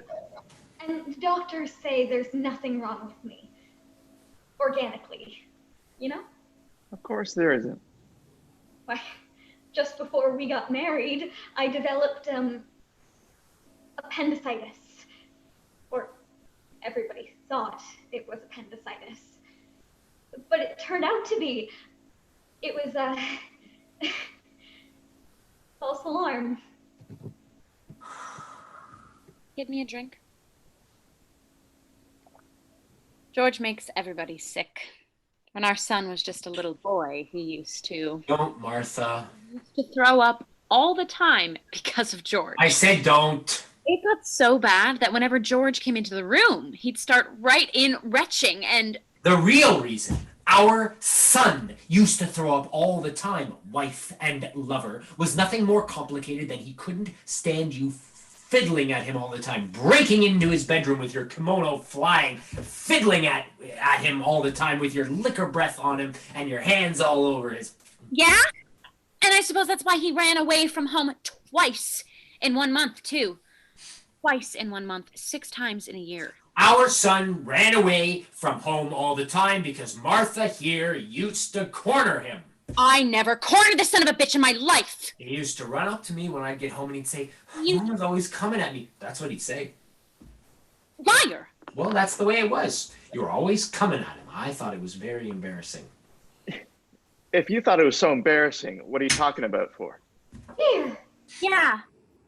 Thanks, sweetheart. I didn't want to talk about him at all. I would have been perfectly happy not to discuss the whole subject. I never wanted to talk about it. Yes, you do. When we're alone, maybe. We're alone. Oh, no, love. We've got guests. We sure have. Could I have a little brandy? I think I'd like a little brandy. Do you think you should? Oh, yes. Yes, dear. Sure. Fill her up. Honey, I don't think that you should have some. It will steady me, dear. I feel a little unsteady. Hell, you can't walk steady on half a bottle. You gotta do it right. Yes. I love brandy. I really do. Good for you. Well, if you think it's a good idea. I know what's best for me, dear. Yes. I'm sure you do. Oh, goody. Thank you. Of course I do, dear. I used to drink brandy. Used to drink Bergen, too. Shut up, Martha. Oops. Nothing. Nothing. You two men have it out while we were gone? George tell you his side of things? He bring you to tears, huh? Well, no. No, what we did actually was we sort of danced around. Oh, yeah? Cute. Oh, I love dancing. Didn't mean that, honey. Well, I didn't think he did. 2 grown men dancing. Heavens. You mean he didn't start in on how he would have amounted to something if it hadn't have been for Daddy? How his high moral sense wouldn't even let him try to better himself, no? No. And he didn't run on about how he tried to publish a goddamn book and Daddy wouldn't let him. A book? No. Please, Martha. A book? What book? Please, just a book. Just a book. Please, Martha. Well, I guess you didn't get the whole sad story. What's the matter with you, George? You giving up? No. No. It's just I've got to figure out some new way to fight you, Martha. Guerrilla tactics, maybe. Internal subversion. I don't know. Something. Well, you figure it out, and you let me know when you do. All right, love. Why don't we dance? I'd love some dancing. Honey, I would. I'd love some dancing. honey, I want some dancing. All right. Oh, for heaven's sake, we'll have some dancing. Oh, I'm so glad. I just love dancing. Don't you? Yeah. Yeah, that's not a bad idea. gee, Gee. I dance like the wind. Yeah? Martha had a daguerreotype in the paper once. Oh, about 25 years ago. Seems she took second prize in one of them, these 7-day dancing contest things. Biceps all bulging, holding her partner. Will you put a record on and shut up? Certainly, love. How are we going to work this? Mixed doubles? Well, you certainly don't think I'm going to dance with you, do you? No. Not with him around. That's for sure. And not with Twinkle Toes here either. I'll dance with anyone. I'll dance by myself. honey, I dance like the wind. All right, kiddies. Choose up and hit the sack. Music starts. Second movement, Beethoven's 7th Symphony. Honey up and dancing by herself.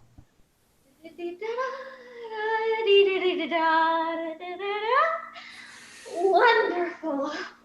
honey, All right, cut that out.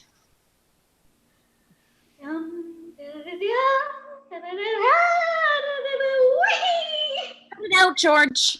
What, Martha? Well, what? honey, Cut it out, George! What? All right, you son of a bitch. What did you say, love? You son of... You stopped. Why'd you stop? honey, Stop that. I thought it was fitting, Martha. Oh, you did, huh? Always at me when I'm having a good time. I'm sorry, honey. Leave me alone.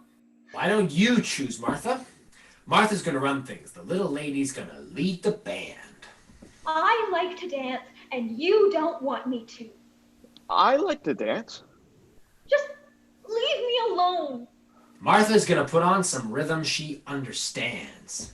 Sacre de printemps, maybe. Hi, sexy. Choose it, Martha. Do your stuff. And right. You want to dance with me? Angel tits? What did you call my wife? Oh, boy. No. If I can't do my interpretive dance, I don't want to dance with anyone. I'll just sit here and... Okay, Steph. Let's go. Oh. Hi. Hi. They dance close together slowly. we'll just sit here and watch. That's right. You are strong, aren't you? Uh-huh. I like that. Uh-huh. They're dancing like they've danced before. It's a familiar dance. They both know it. Don't be shy. I'm not. It's a very old ritual, monkey nipples, old as they come. I don't know what you mean. Nick and Martha move apart now and dance on either side of where George and Honey are sitting. They face each other, and while their feet move but little, their bodies undulate congruently. It is as if they were pressed together. I like the way you move. I like the way you move too. They like the way they move. That's nice.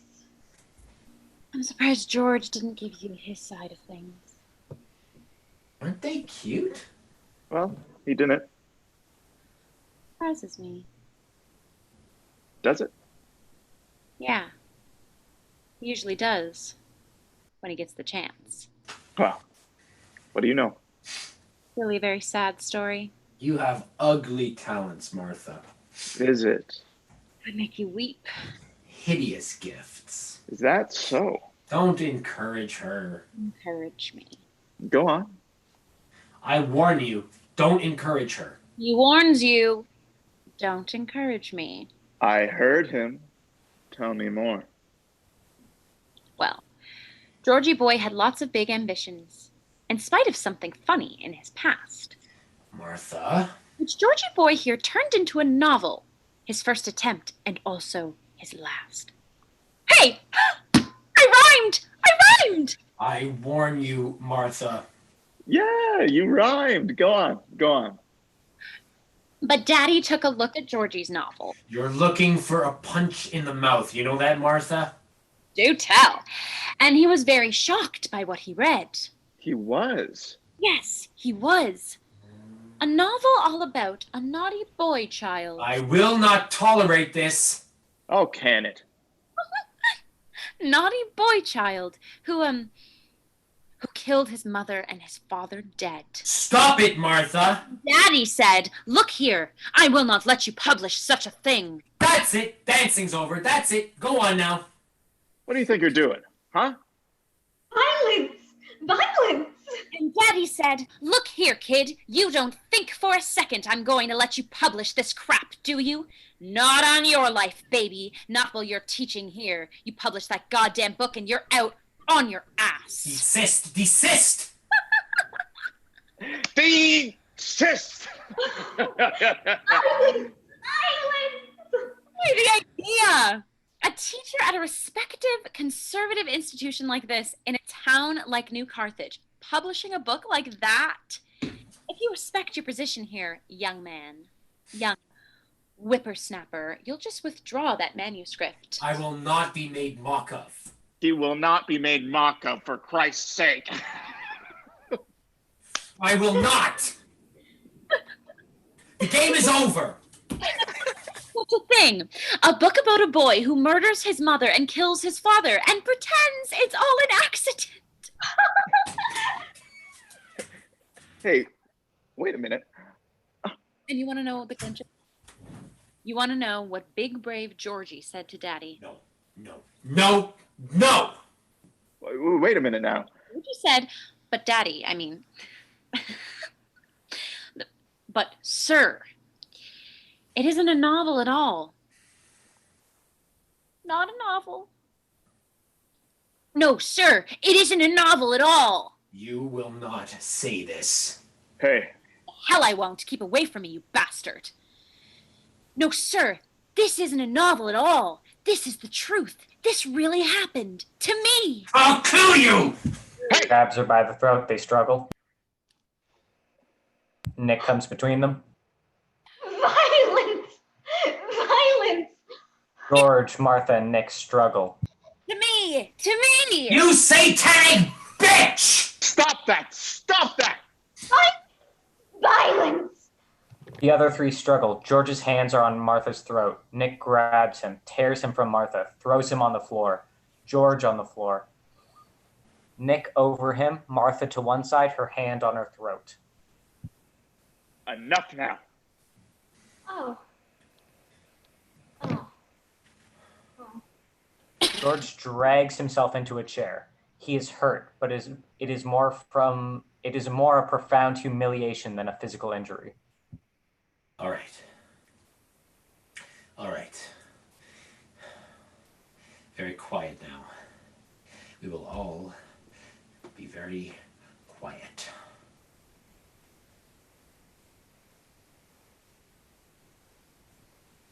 Murderer. No, that's enough. A brief silence.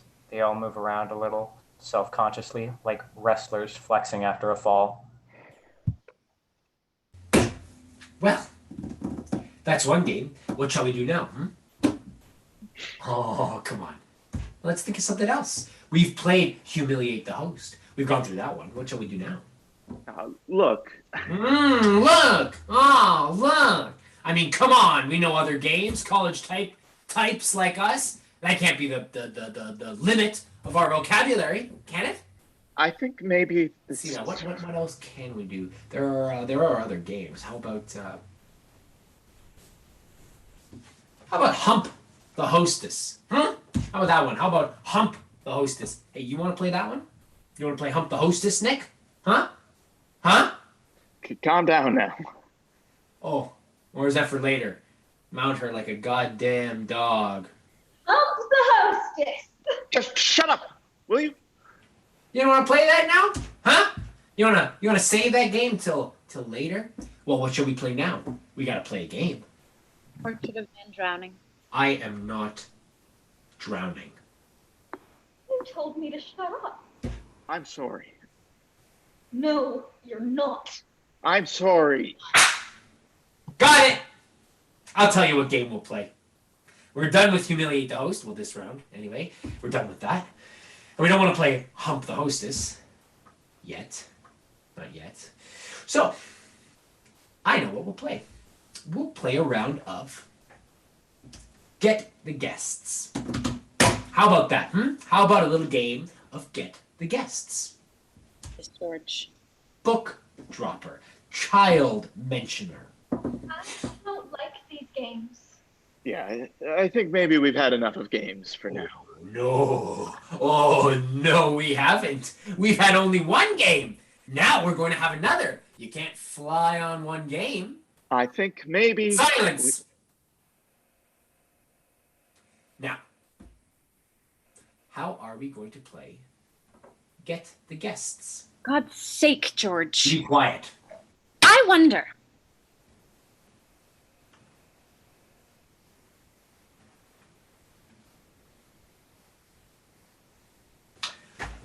I wonder. Okay. Well, Martha, in her indiscreet way, well, not really indiscreet, because Martha is a naive at heart. Anyway, Martha told you about my first novel.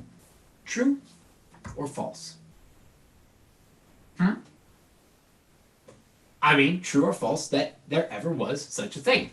Ha! But Martha told you about it, my first novel, my memory book, which I sort of preferred she hadn't, but hell, that's blood under the bridge. But what she didn't do, what Martha didn't tell you about, is she didn't tell us about my second novel. No. You didn't know about that, did you, Martha? About my second novel. True or false? True or false? No. Well, it's an allegory, really. Probably. But it can be read as straight, cozy prose. And it's all about a nice young couple who comes out of the Middle West. It's a bucolic, you see, and this nice couple comes out of the Middle West, and he's blonde, about 30, and he's a scientist, a teacher, a scientist, and his mouse is a wifey little type who gargles brandy all the time, and a minute. And they got to know each other when they was only teensy little types, and they used to get under the vanity table and poke around, and I said just a minute. this is my game. You played yours, you people. This is my game. I want to hear the story. I love stories. George, for heaven's sake. And Mousie's father was a holy man, see? And he ran sort of a traveling clip joint based on Christ and all those girls, and he took the faithful. That's all, just took them. Familiar. And he died eventually, Mousie's pa. And they pried him open, and all sorts of money fell out. Jesus money, Mary money, loot! This story before. Honey. But that's in the backwash, in the earlier part of the book. Anyway, Blondie and his Frau came out of the Plain States came. Very funny, George. Thank you. And settled in a town just like Nouveau Carthage here. I don't think you better go on, mister. Do you not? No, I don't think you'd better. I love familiar stories. They're the best. How right you are. But Blondie was in disguise, really. All got up as a teacher because his baggage ticket had bigger things written on it. H.I. High. Historic Inevitability. There's no need for you to go any further now. Let them go on. We shall. And he had this baggage with him, and part of this baggage was in the form of his mouse. We don't have to listen to this. Why not? Your bride has a point. And one of the things nobody could understand about Blondie was his baggage, his mouse. I mean, here he was, Pan, Kansas, swimming champagne, or something, and he had this mouse, of whom he was solicitous to a point that faileth human understanding, given that she was sort of a simp in the long run. This isn't fair of you. Perhaps not. Like I said, his mouse, she tooted brandy immodestly, and spent half of her time in the upchuck. I know these people. Do you? But she was a money baggage amongst other things.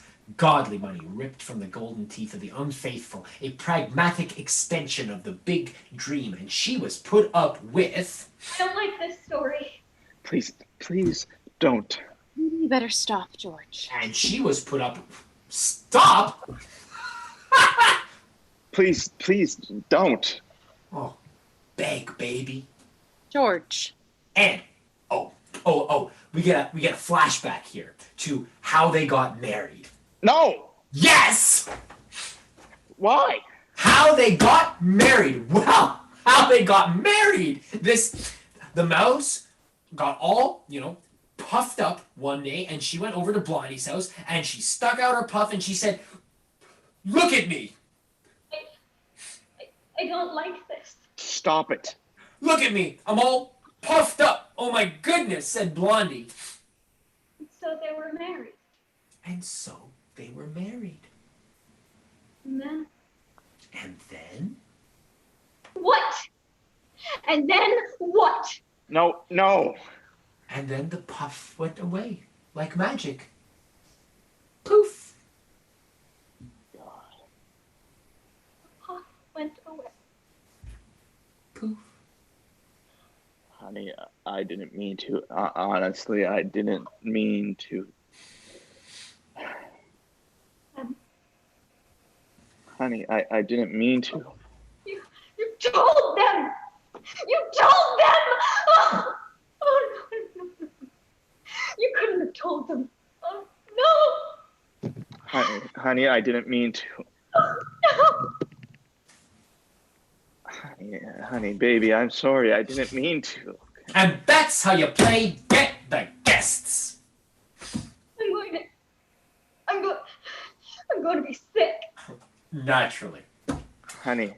Leave me alone. I'm going to be sick. He runs out of the room. God almighty. Patterns of history. You shouldn't have done that. You shouldn't have done that at all. I hate hypocrisy. That was cruel and vicious She'll get over it. and damaging. Oh, she'll recover. Damaging to me. To you. To me. To you. Yes. Oh, beautiful. Beautiful. By God, you gotta have a swine to show you where the truffles are. Well, you rearrange your alliances, boy. You just pick up the pieces where you can. You just look around and make the best of things. You scramble back up on your feet. Go look after your wife. Yeah. Go pick up the pieces and plan some new strategy. You're gonna regret this. Probably. I regret everything. I mean, I'm gonna make you regret this. Oh, no doubt. Acute embarrassment, eh? I'll play the charades like you've got them set up. I'll play in your language. I'll be what you say I am. You are already. You just don't know it yet. No, not really. But I'll be it, mister. I'll show you something come to life you'll wish you hadn't set up. Go clean up the mess. You just wait, mister. He exits. Pause. George smiles at Martha. Very good, George. Thank you. Really good. Yeah, I'm glad you liked it. I mean, you did a good job. really fixed it. Mm-hmm. It's the most life you've shown in a long time. You bring out the best in me, baby. Yeah. Pygmy thing. Pygmy! You're really a bastard. I? Yeah, you. Baby, if quarterback there is a pygmy, you've certainly changed your style. What are you after now? What? Giants?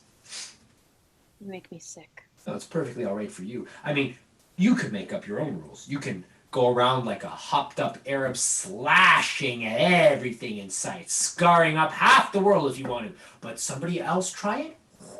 No, sir. Miserable piece. But, baby, I did it all for you. I thought you'd like it, sweetheart. Sort of your taste. Blood, carnage, and all. Why, I thought you'd get excited. Sort of heave and pant and come running at me, your melons bobbing. Really screwed up, George. Oh, for God's sake, Martha. I mean it. You really have. You can sit there in your chair of yours. You can sit there with the gin running out of your mouth and you can humiliate me. You can tear me apart all night. And that's perfectly all right. Well, that's okay. You can stand it. I cannot stand it. Can stand it. You married me for it.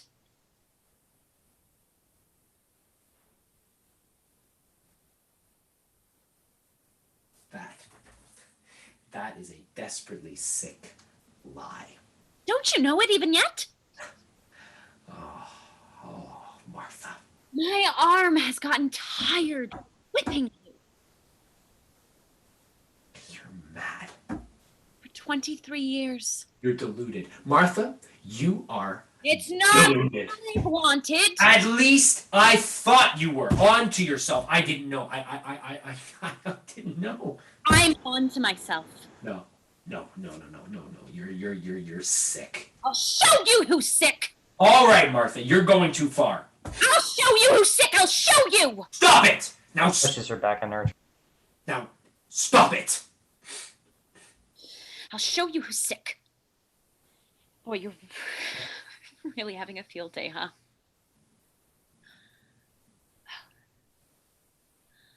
I'm going to finish you before I'm through with you. You and the quarterback, you gonna finish me? Before I'm through with you, you'll wish you'd died in that automobile, you bastard. And you'll wish you'd never mentioned our son! Now, I said I warned you. I'm impressed. I warned you not to go too far. I'm just beginning. I'm numbed enough. I don't mean by liquor, though maybe that's been part of the process, a gradual over the years going to sleep of the brain cells.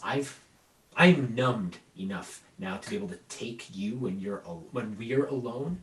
I don't listen to you, or when I do listen to you, I sift everything. I bring everything down to reflex response, so I don't really hear you, which is the only way to manage it. But you've taken a new tact, Martha, over the past couple of centuries, or however long it's been I've lived in this house with you, that makes it just too much. Too much. Look, I don't mind your dirty underthings in public. Well, I do mind.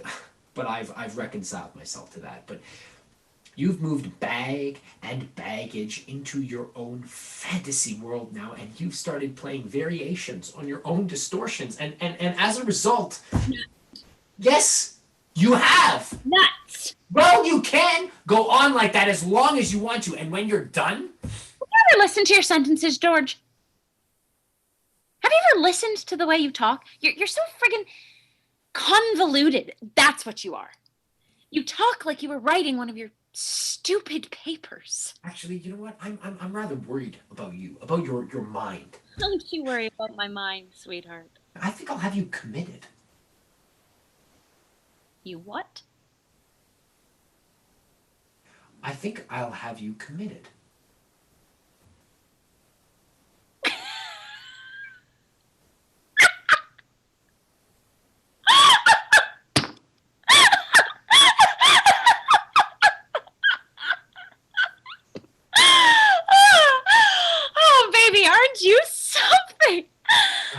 gotta find some way to really get at you. You got at me, George. You don't have to do anything. 23 years of you has been quite enough. Will you go quietly then? You know what's happened, George? You want to know what's really happened? It snapped. Finally. Not me. It. The whole arrangement. You can go along forever and everything's manageable. You make all sorts of excuses to yourself. You know. This is life. The hell with it. Maybe tomorrow he'll be dead. Maybe tomorrow you'll be dead. All sorts of excuses. And then one day, one night, something happens and snap! It breaks. And you just don't give a damn anymore. I've tried with you, baby. Really, I've tried. Oh, come off it, babe, Martha. I've tried. I've really tried. You are a monster. You are. I'm loud and I'm vulgar and I wear the pants in this house because somebody's got to, but I am not a monster. I'm not. You are a self-indulgent, spoiled, willful, dirty-minded, liquor-ridden. It went snap. Look, I'm not going to try to get through to you anymore. I'm not going to try. There was a second back there. Maybe there was a second, just a second, when I could have gotten through to you, when maybe we could have cut through all this crap, but that's past. And now I'm not going to try. Once a month, Martha. I've gotten used to it. Once a month. And we get misunderstood Martha, the good-hearted girl underneath the barnacles, the little miss that the touch of kindness bring to bloom again. And I've believed it more times than I want to remember because I don't want to think I'm that much of a sucker. I don't believe you. I just don't believe you. There is no moment anymore when we could come together. Well, maybe you're right, baby. You can't come together with nothing. And you're nothing. Snap! It went snap tonight at Daddy's party. I sat there at Daddy's party and I watched you. I watched you sitting there and I watched the younger men around you, the men who were going to go somewhere. And I sat there and I watched you, and you weren't there. And it snapped.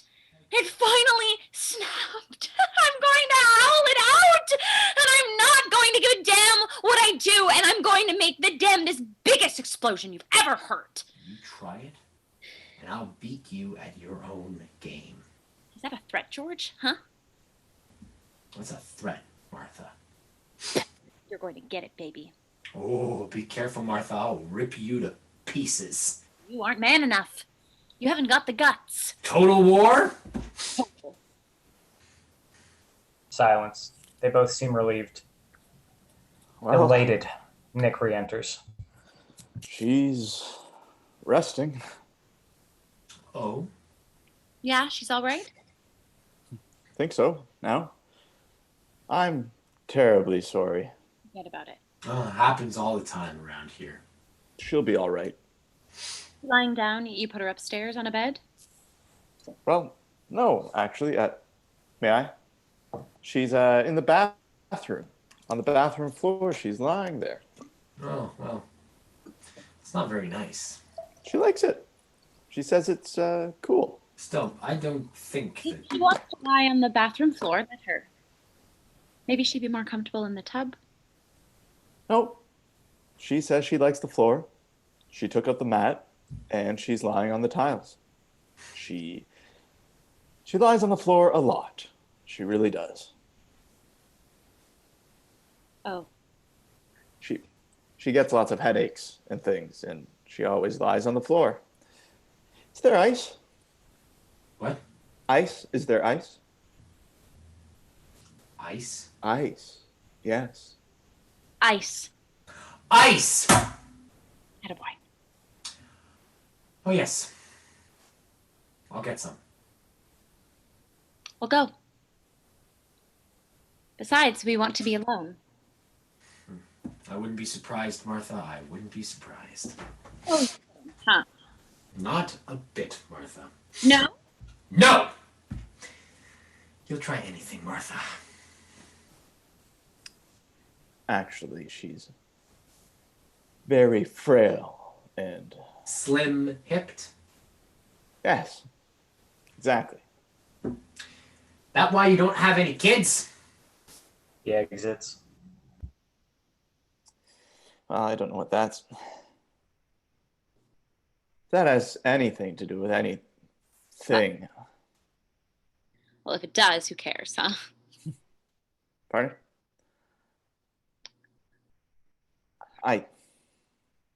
What? I'm sorry. I said, Oh, yes. hey, hand me a cigarette, lover.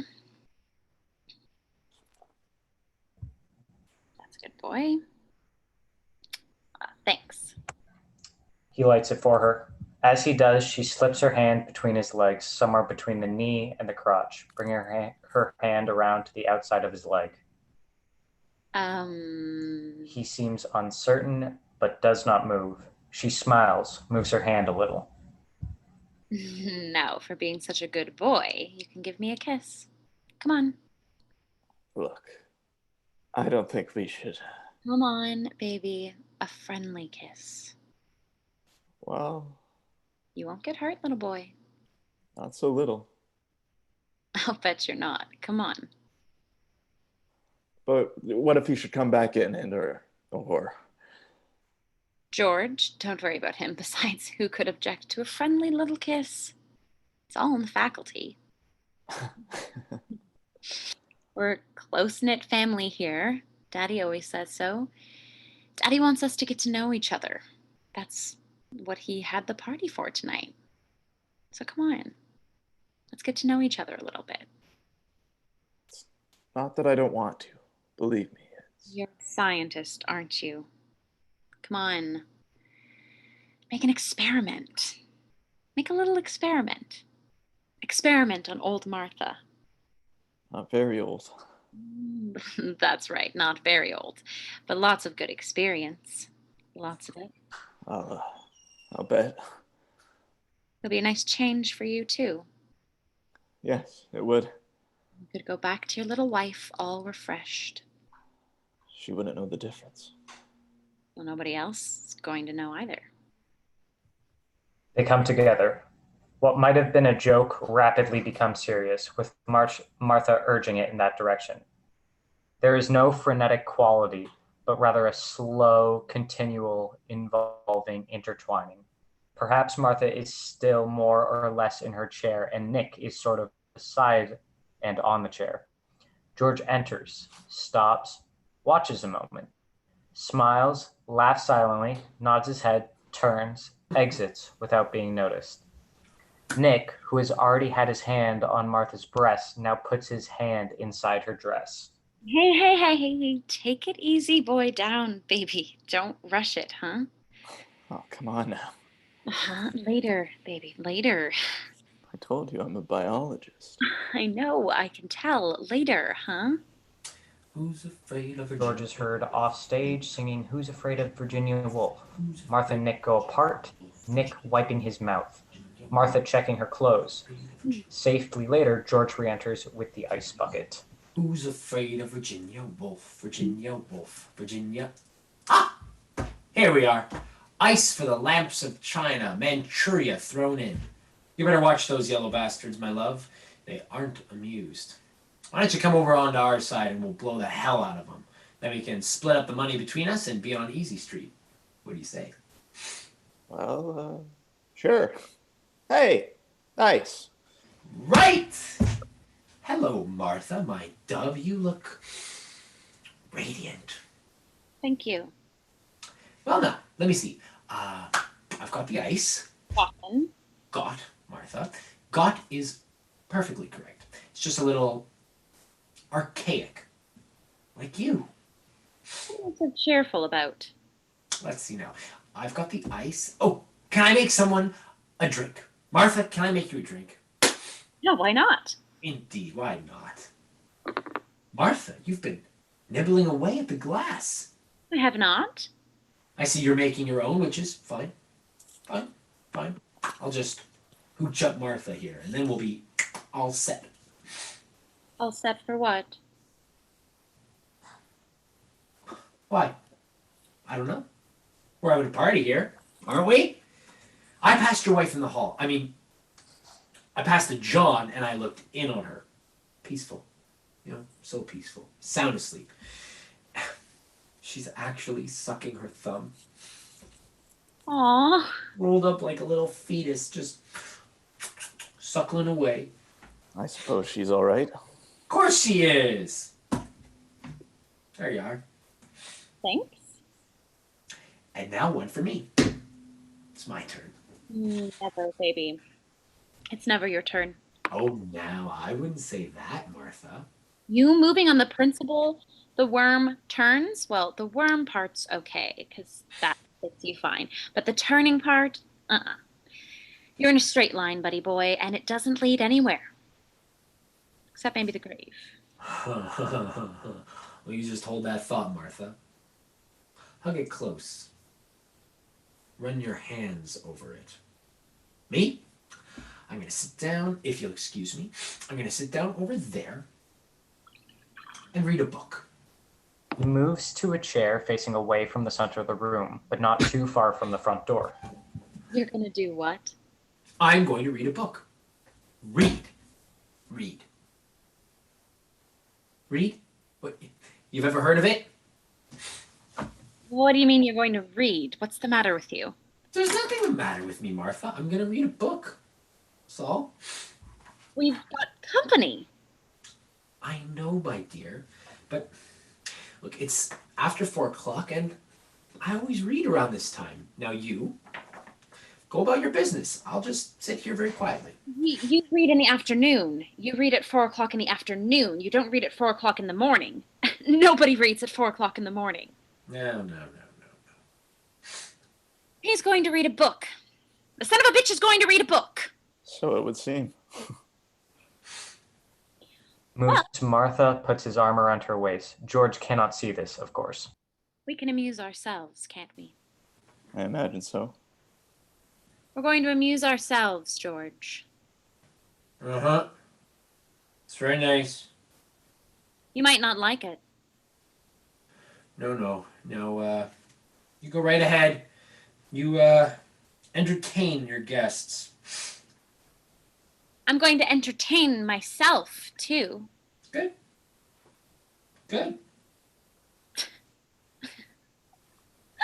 You're a riot, George. Uh-huh. Well, I'm a riot, too, George. Yes, you are, Martha.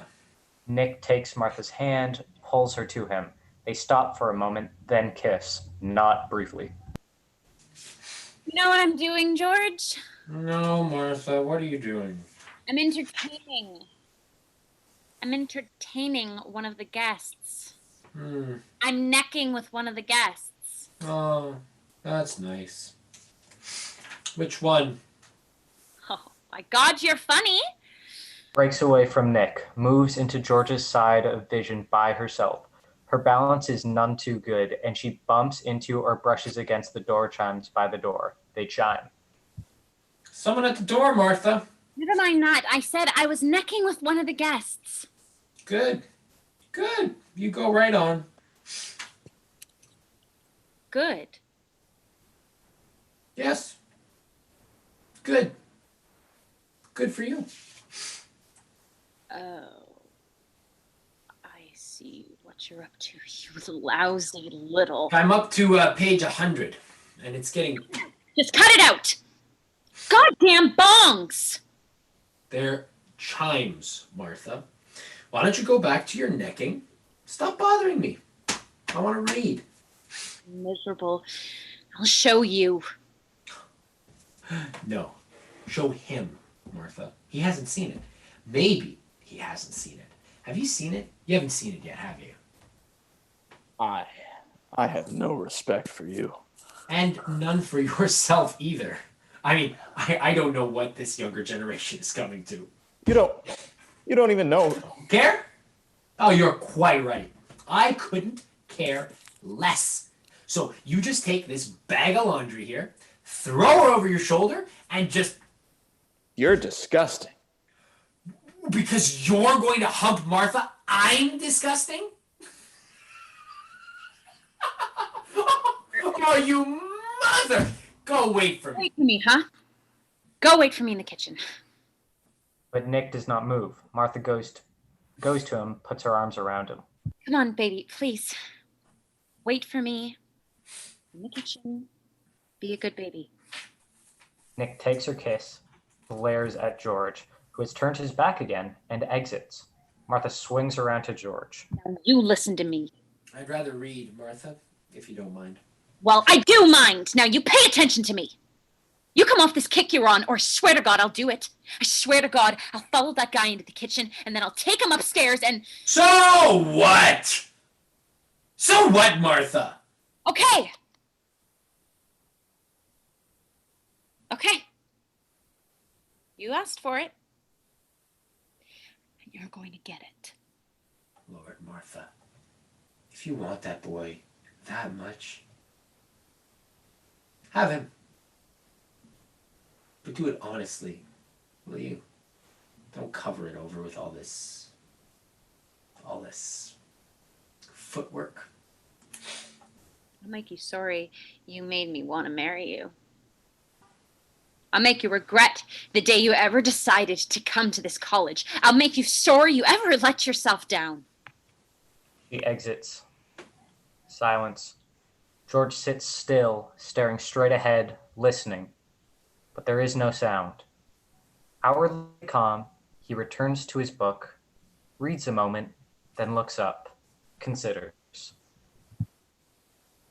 And the West, encumbered by crippling alliances and burdened with a morality too rigid to accommodate itself to the swing of events, must eventually fall. He laughs, briefly, ruefully, rises with the book in his hand. He stands still. Then quickly, he gathers all the fury he has been containing within himself. He shakes, he looks at the book in his hand, and with a cry that is part growl, part howl, he hurls it at the chimes. They crash against one another, raging wildly. A brief pause. Then Honey enters, the worse for wear, half asleep, still sick, weak, still staggering a little, vaguely in something of a dream world. Bells. Ringing. I've been hearing bells. Jesus! I couldn't sleep for bells. Ding, ding, dong. Woke me up. What time is it? Don't bother me. I was asleep, and the bells started. They boomed. Poe bells. They were Poe bells. Bing, bing, bong, boom. Oh! And I was dreaming of something. And I heard the sounds coming. I didn't know what it was. It was the sound of bodies. And I didn't want to wake up. But the sound kept coming. Go back to sleep. And it frightened me. I'm going to get you, Martha. And it was so cold. The wind was so cold.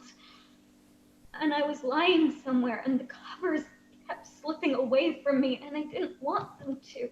Somehow, Martha. There was someone there. There's no one there.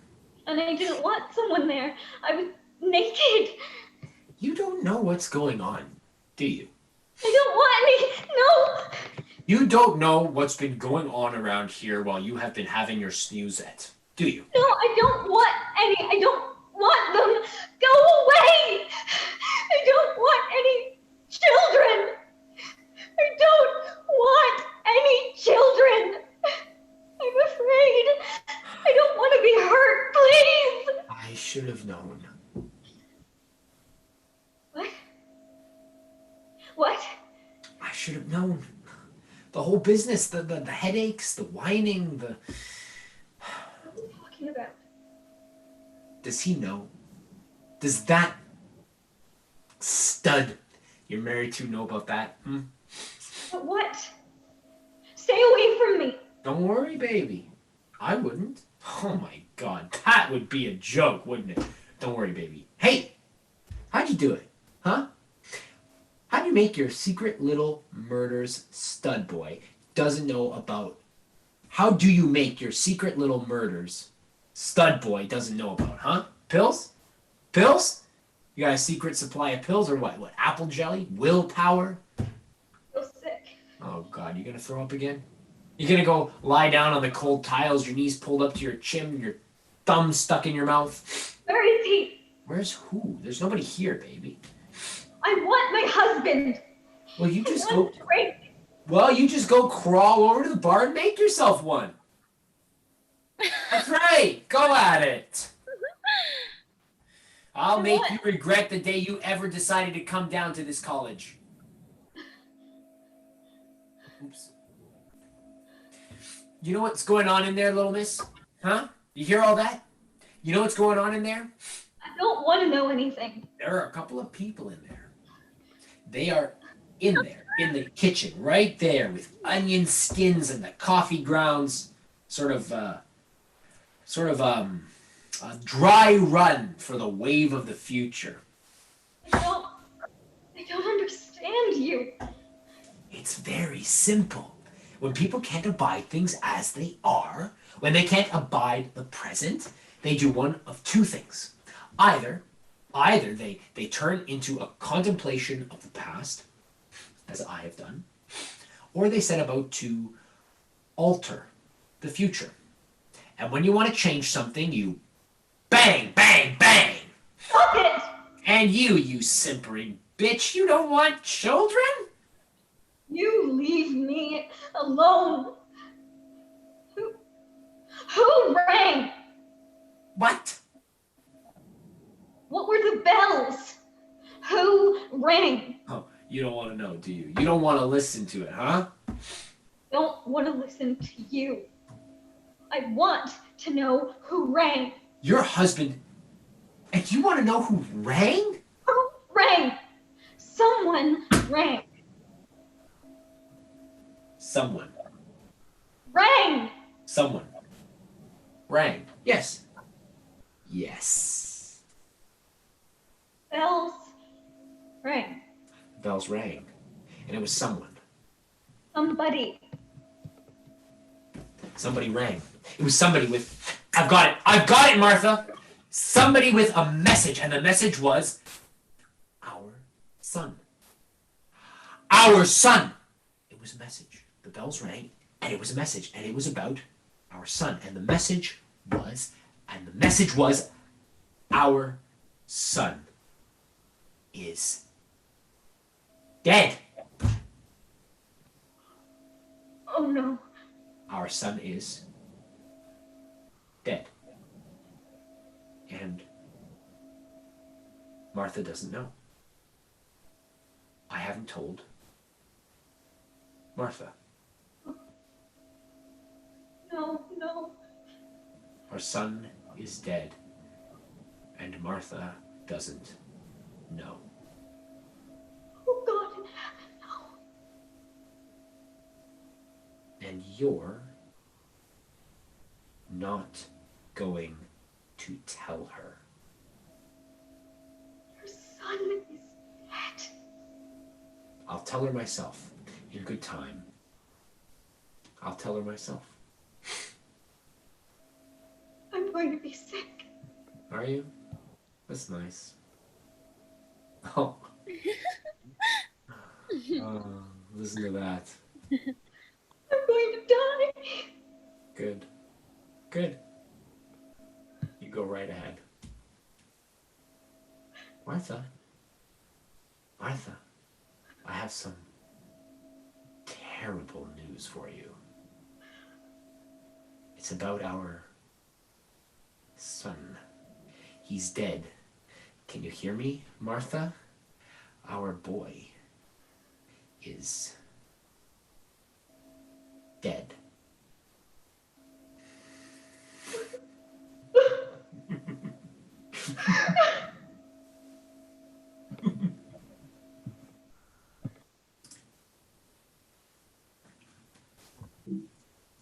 Martha enters, talking to herself.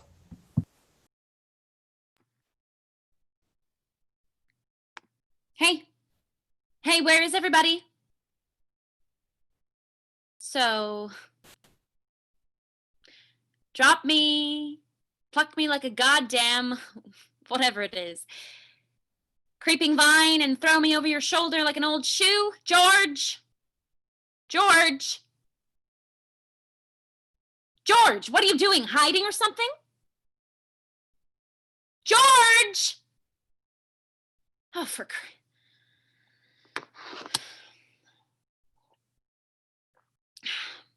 deserted.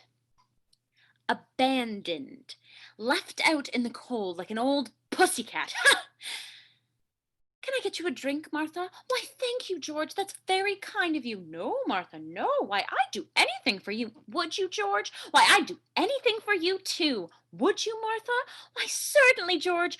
Martha, I've misjudged you. And I've misjudged you, too, George. Where is everybody? Hunt the hostess!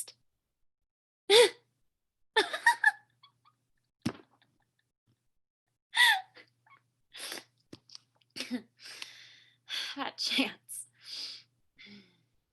That chance. Daddy. Daddy. Martha is abandoned. Left to her own vices at something o'clock in the old AM. Daddy White Mouse, do you really have red eyes? Do you? Let me see. Oh, you do! You do!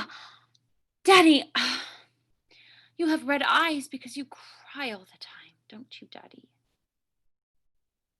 Yes, you do. You cry all the time. I'll give all you bastards 5 to come out from where you're hiding. I cry all the time too, Daddy. I cry all the time, but deep inside, so no one can see me. I cry all the time. And Georgie cries all the time too. We both cry all the time. And then what we do, we cry and we take our tears and we put them in an ice box in the goddamn ice trays until they're frozen. and then we put them in our drinks.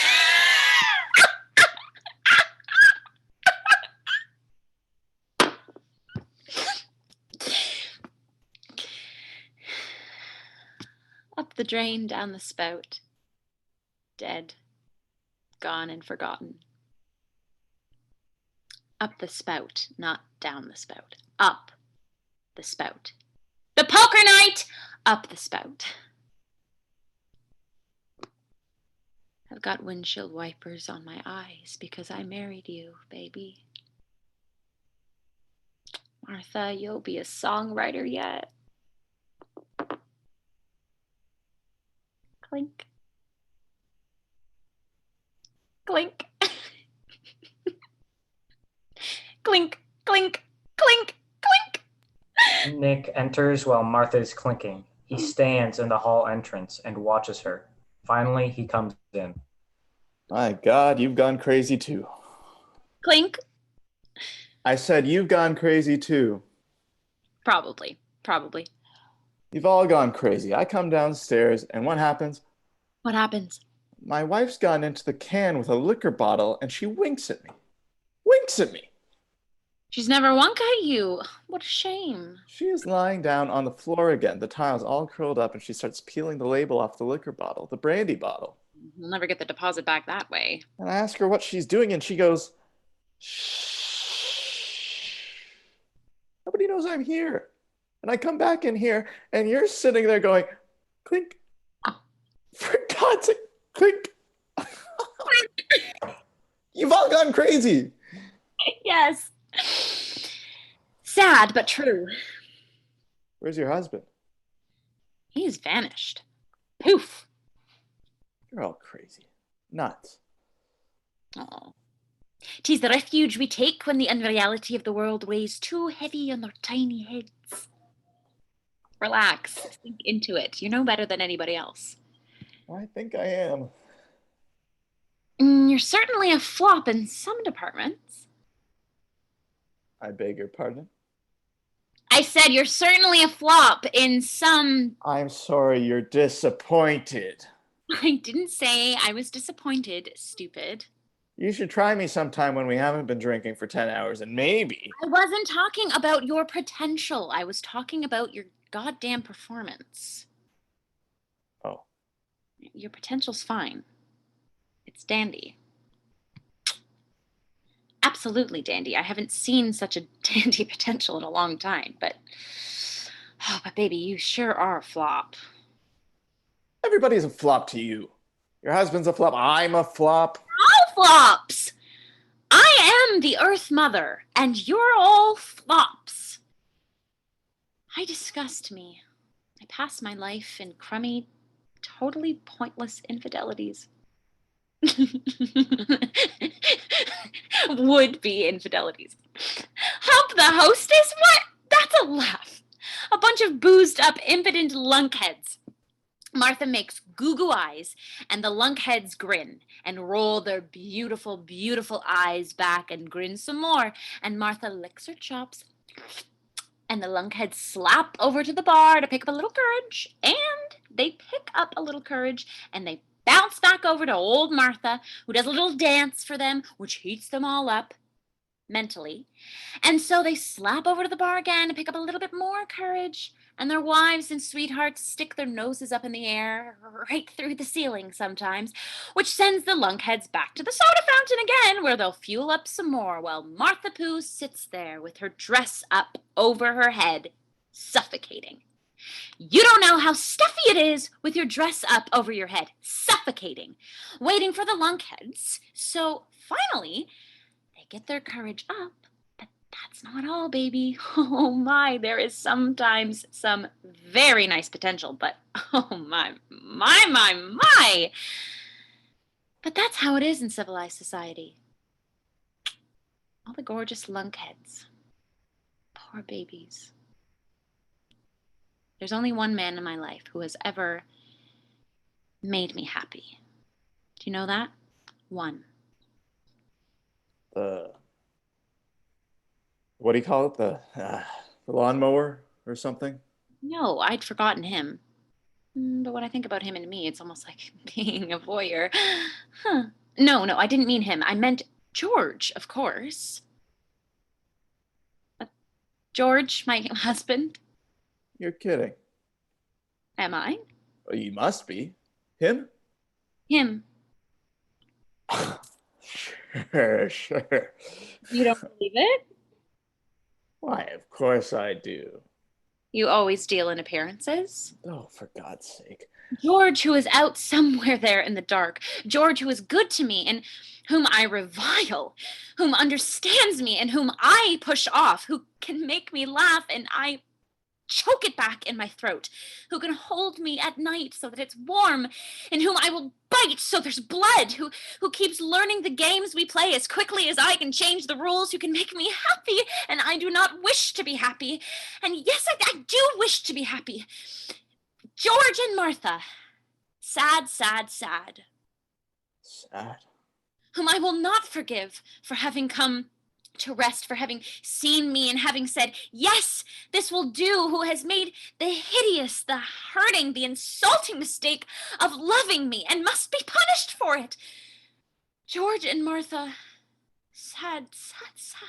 Sad?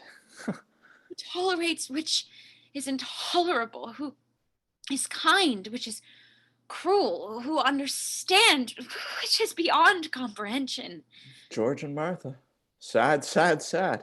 One day, some night, some stupid liquor-ridden night, I will go too far and either break the man's back or push him off for good, which is what I deserve. I don't think he's got a vertebra intact. You don't, huh? You don't think so?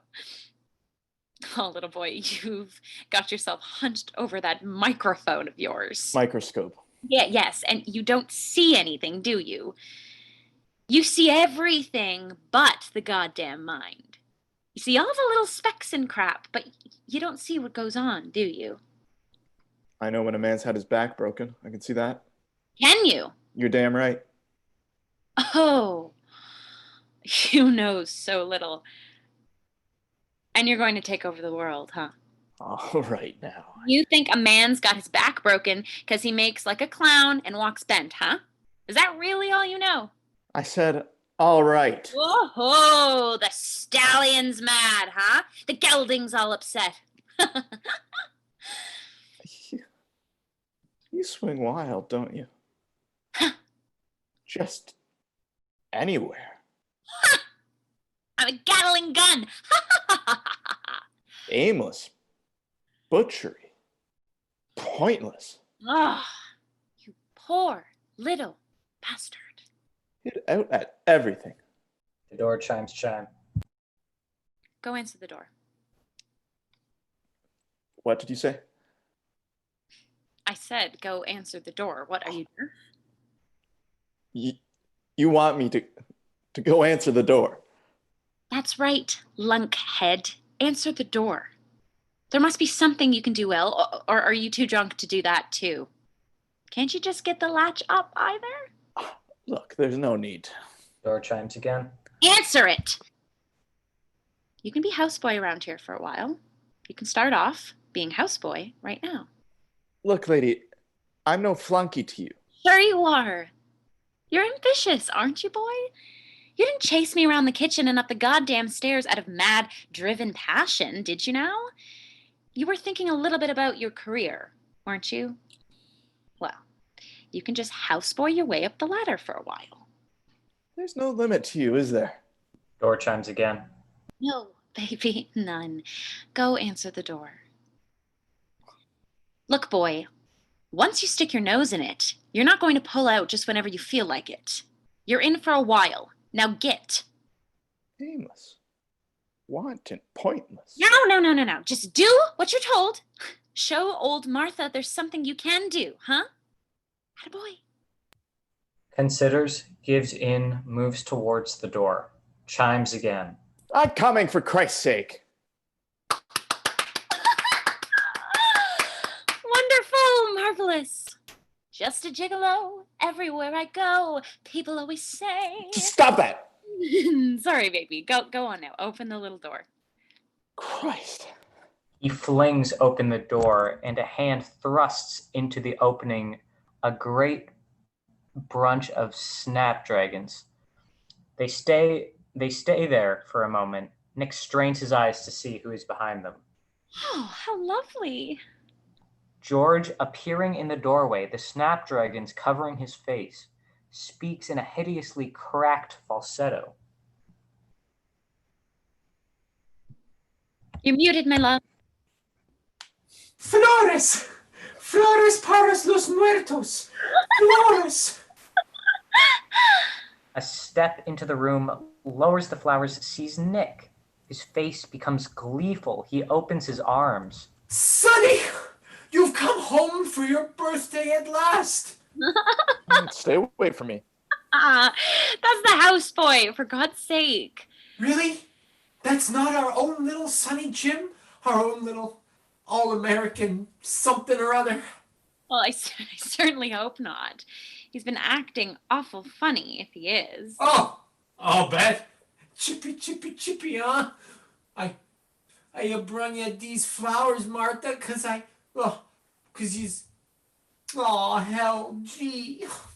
Pansies, rosemary, violets, my wedding bouquet.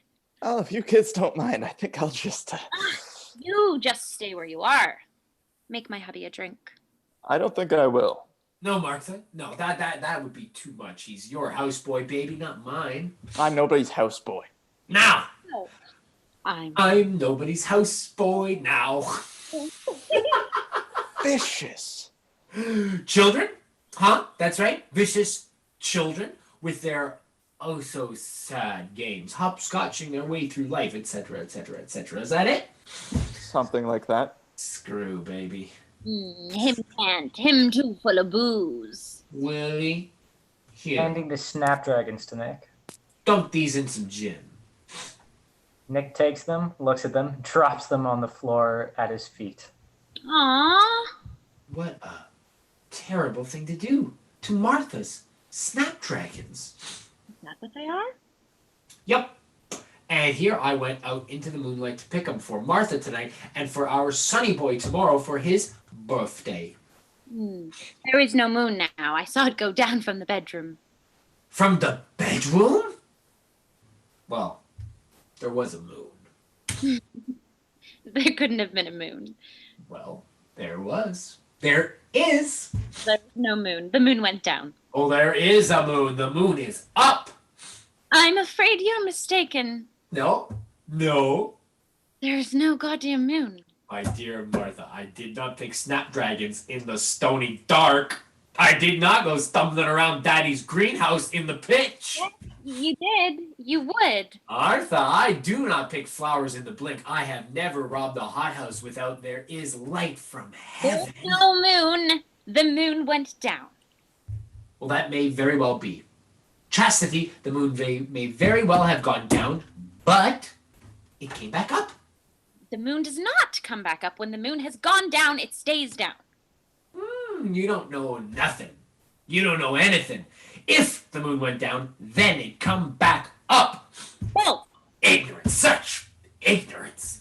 who you're calling ignorant? Once I was sailing past Majorca, drinking on the deck with a correspondent who was talking about Roosevelt. The moon went down, thought about it for a little, considered it, you know what I mean? And then, pop, just came back up, just like that.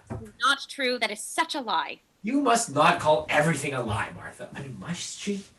I don't even know when you people are lying or what. You're damned right. You're not supposed to. Right.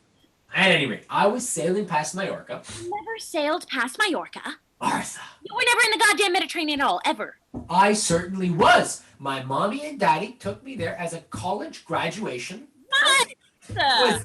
Was that after you killed them? Maybe. Yeah, maybe not too. Jesus. Ha! Damn you. Truth and illusion. Who knows the difference, eh? Toots, eh? You were never in the Mediterranean. Truth or illusion, either way. If I wasn't in the Mediterranean, how did I get to the Aegean?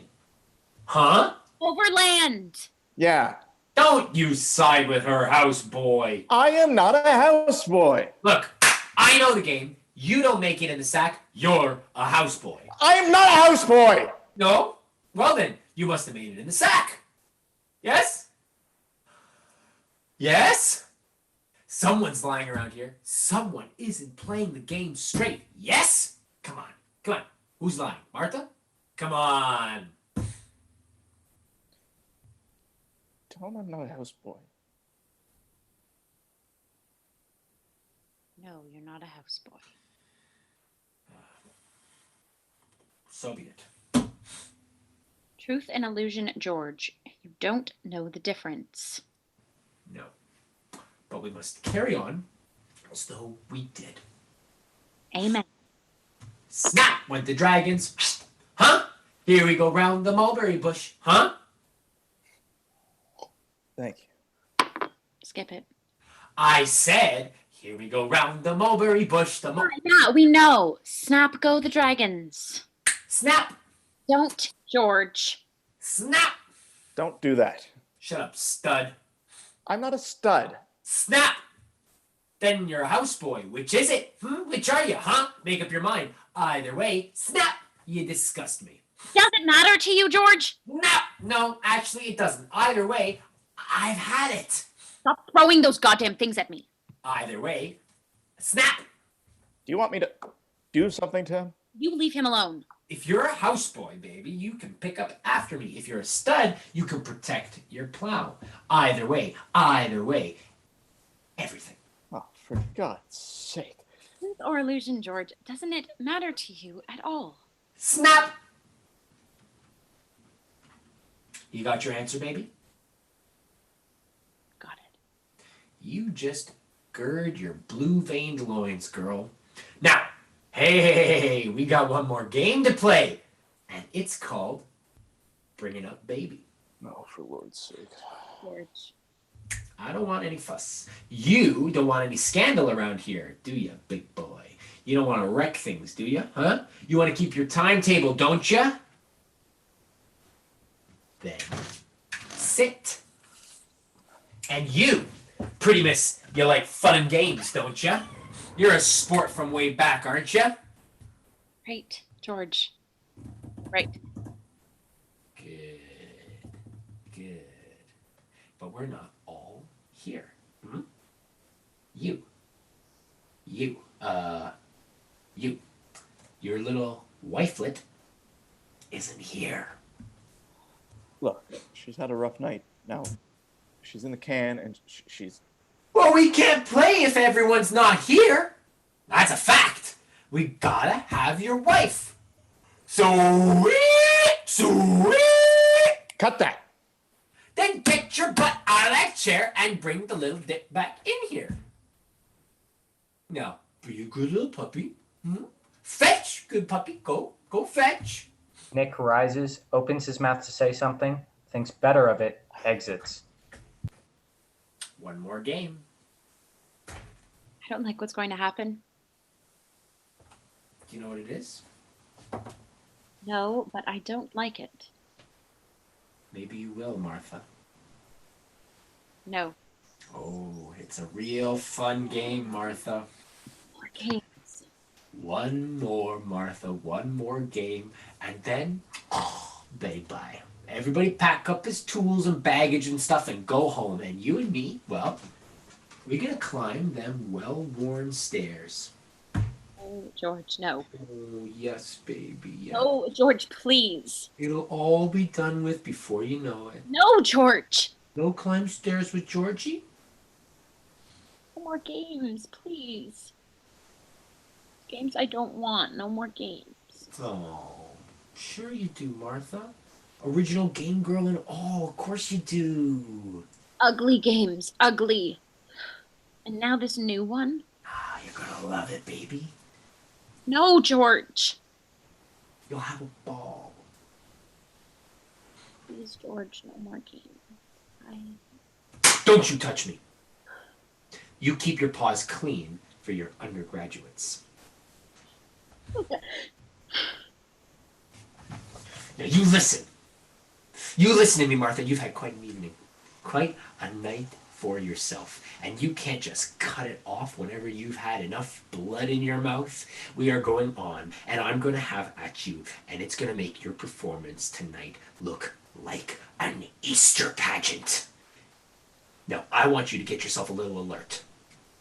I want a little life in you, baby. Stop it! Pull yourself together. I want you on your feet and slugging, sweetheart, because I'm going to knock you around, and I want you up for it. All right, George. What do you want, George? An equal battle, baby. That's all. You'll get it. I want you mad. I'm mad. Get madder! Don't worry about it. Good for you, girl. We're gonna play this one to the death. Yours. Oh, you'd be surprised. Oh, now here come the tots. You be ready for this. I'm ready for you. Nick and Honey re-enter. Nick supporting Honey, who still retains her brandy bottle and glass. Here we are. Hip hop, hip hop. You, bunny, honey? I'm a bunny, honey. Well, now, how's the bunny? Bunny funny. Jesus. Bunny funny. Good for bunny. Go on, George. Honey, funny bunny. All right, here we go. Last game. All sit. Sit, Martha. This is a civilized game. Just get on with it. I've decided. I don't remember anything. Hello, dear. Huh? What? Almost dawn, for God's sake. I don't remember anything, and you don't remember anything either. Hello, dear. You what? You heard me. Nothing. Hello, dear. You don't know that's your husband there, don't you? You do know that's your husband there, don't you? I certainly know that. It's just some things you don't remember. Huh? Don't remember. Not can't. Hello, dear. Well, speak to your little wife, your little bunny, for God's sake. Hello, honey. Oh, that was nice. I think we've been having a real good evening, all things considered. We sat around, we got to know each other, we had fun and games. Curl up on the floor, for example. The tiles. Snap the dragon. Peel the label. Peel the what? Label. Peel the label. I peel labels. We all peel labels, sweetie. When you get through the skin, all 3 layers through the muscles, slosh aside the organs, them which is, sloshable, and get down to bone, you know what you do then? When you get down to bone, you haven't gotten down all the way yet. There's something inside the bone, the marrow. And that's what you gotta get at. Oh, I see. The marrow. But bones are pretty resilient, especially in the young. Now, take our son. Our son, Martha and my little joy. Mind if I? No. You go right ahead. George. Yes, Martha? What are you doing? Why, love, I was talking about our son. Don't. Isn't Martha something?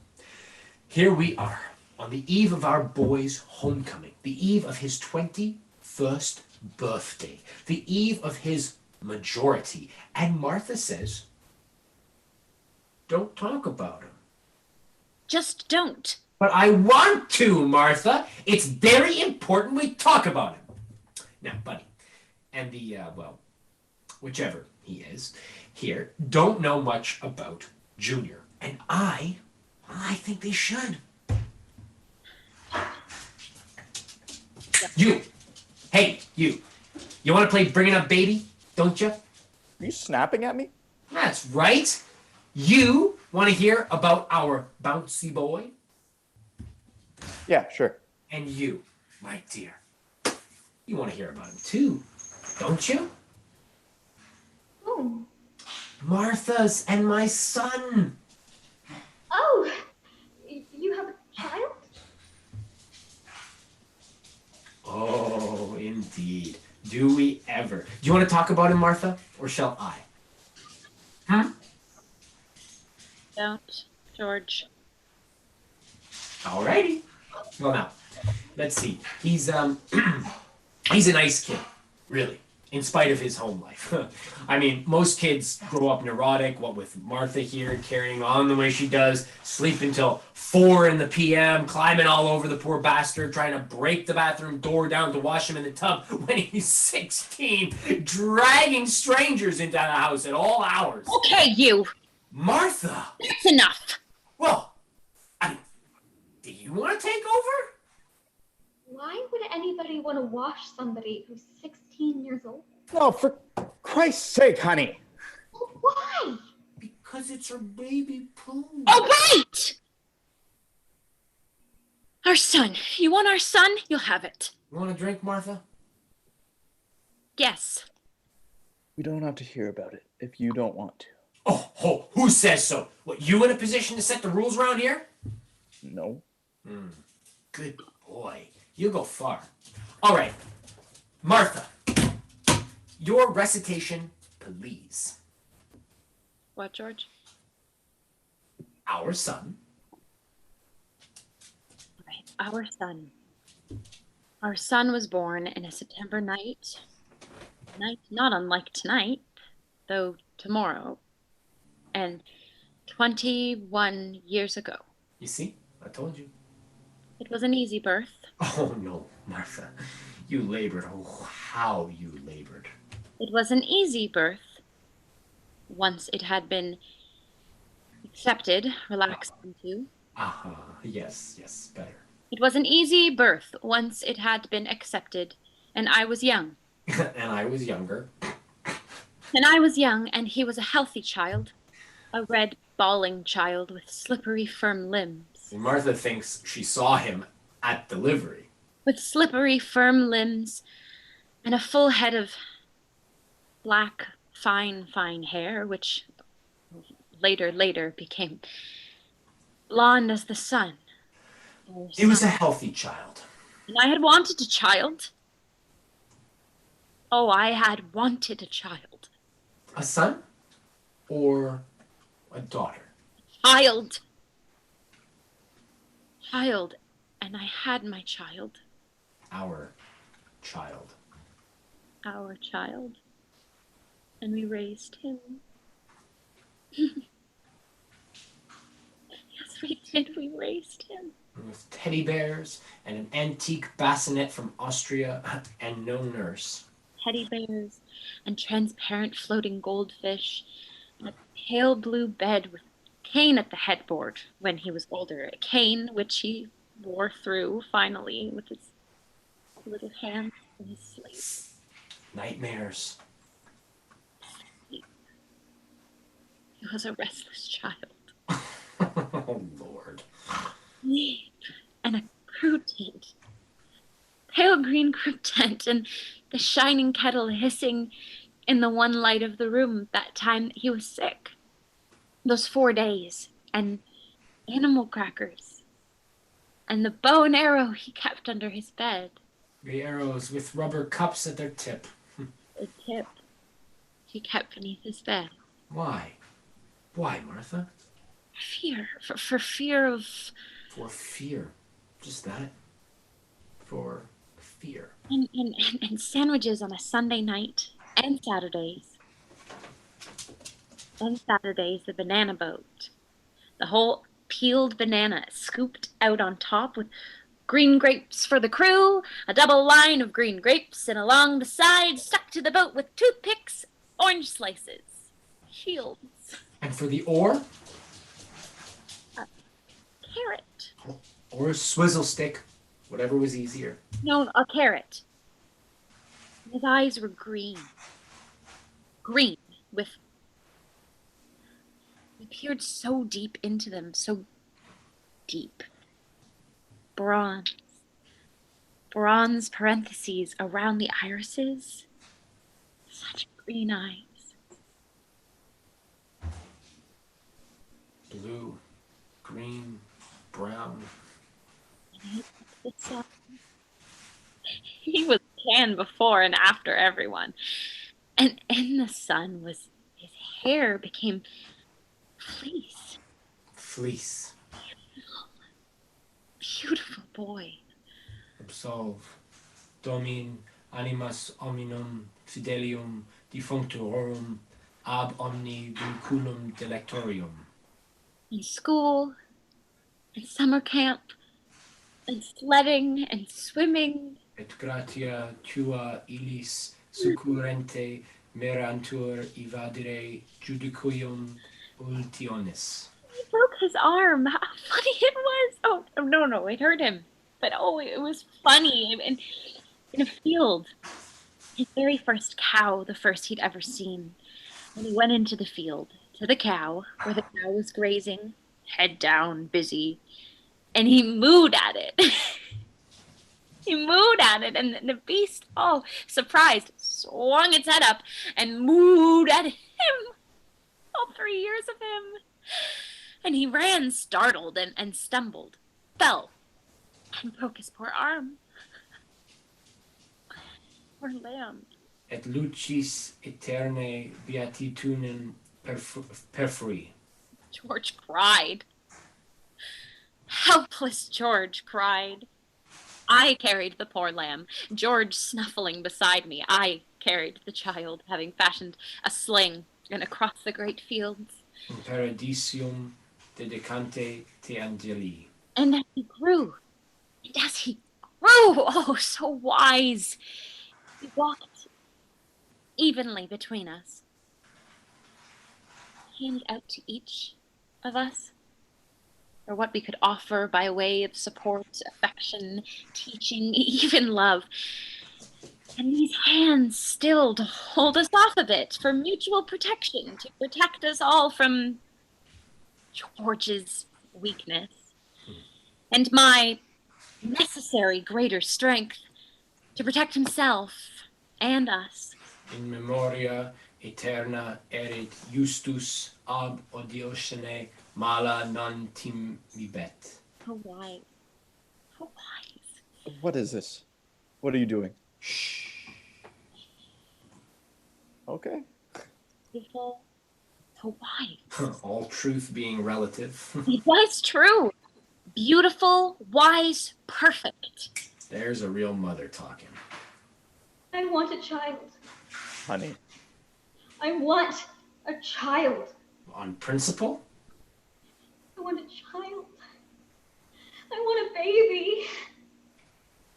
Of course, this perfection couldn't last. Not with George. Not with George around. There, you see? See, I knew she'd shift. Be still. Sorry, mother. Can't you be still? Dominus vobiscum. Not with George around. The drowning man takes down those nearest. George tried. God, how I fought him.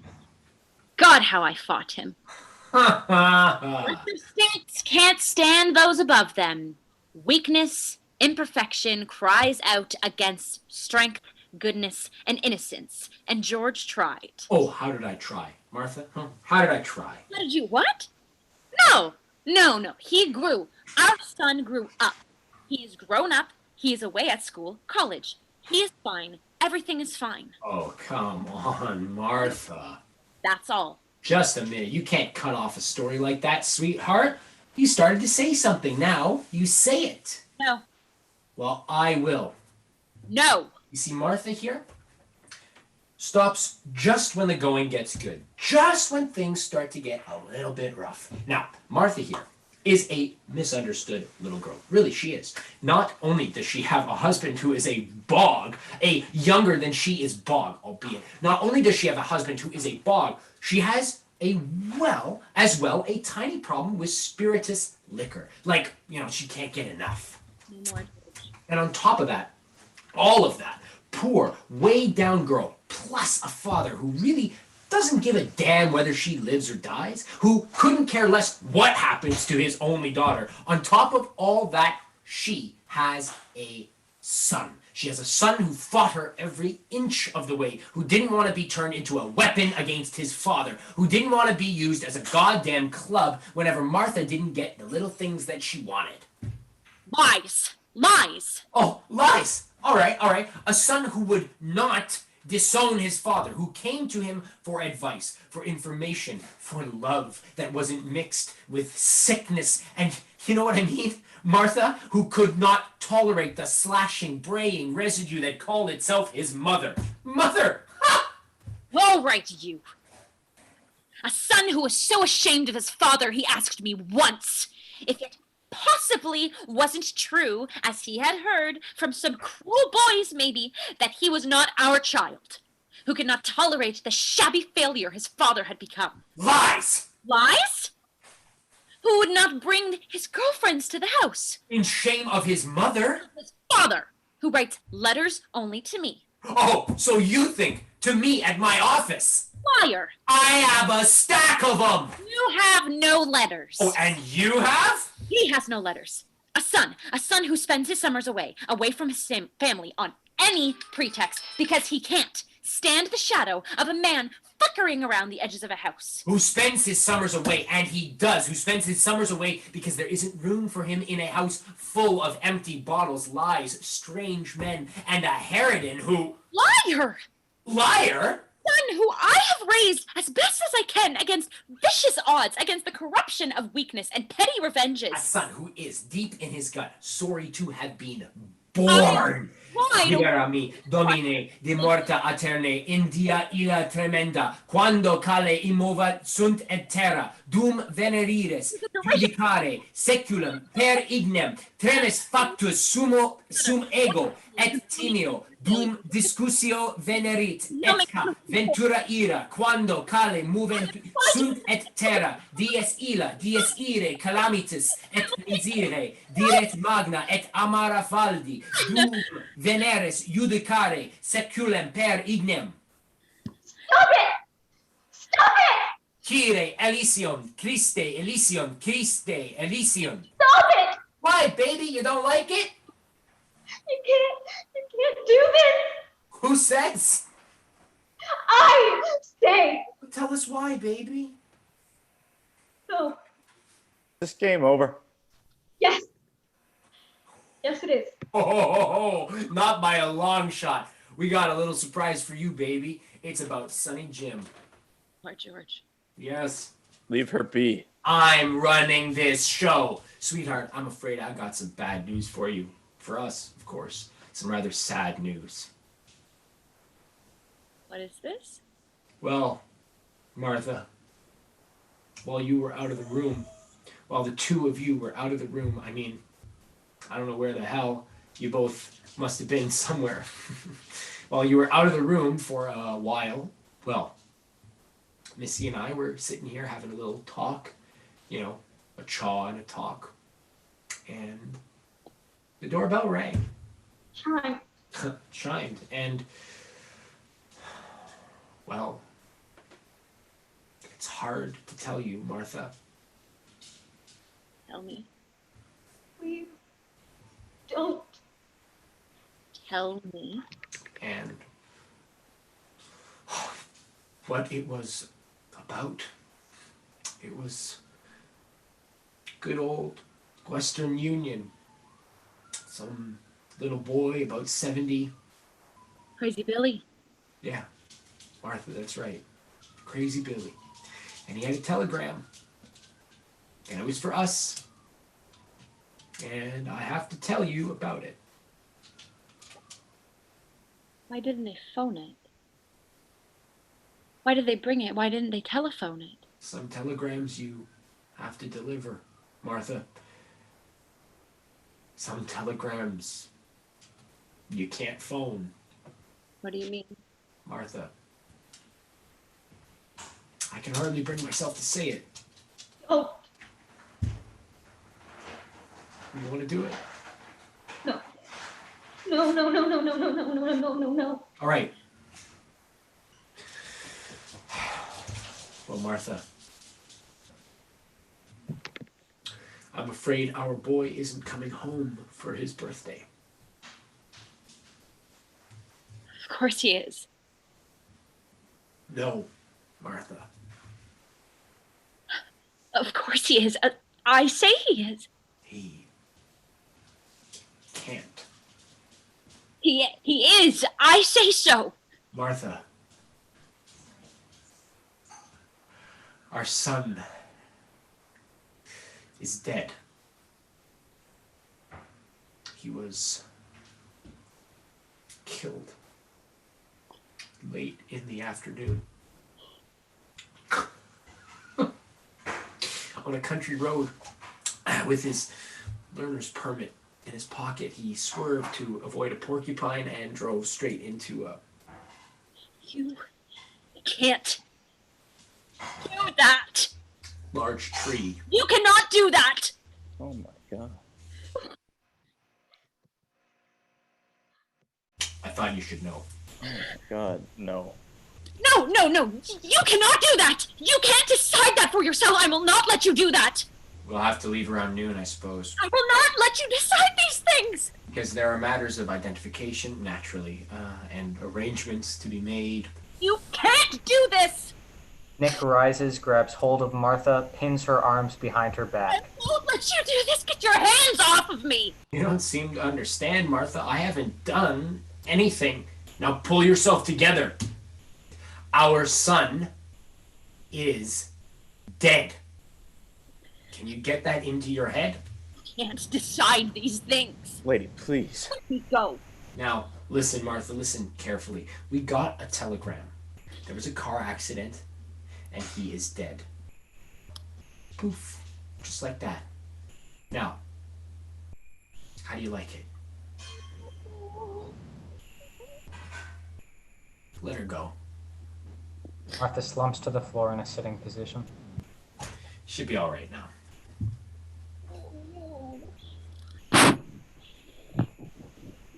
He is dead. Kyrie Elysium, Christe Elysium, Kyrie Elysium. You may not decide these things. He hasn't decided anything, lady. It's not his doing. He doesn't have the power. That's right, Martha. I'm not a god. I don't have power over life and death. You can't kill him! You can't have him die! Please. You can't! There was a telegram, Martha. Show it to me. Show me the telegram. I ate it.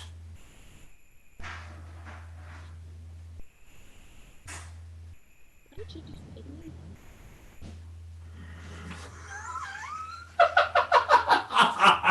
I ate it!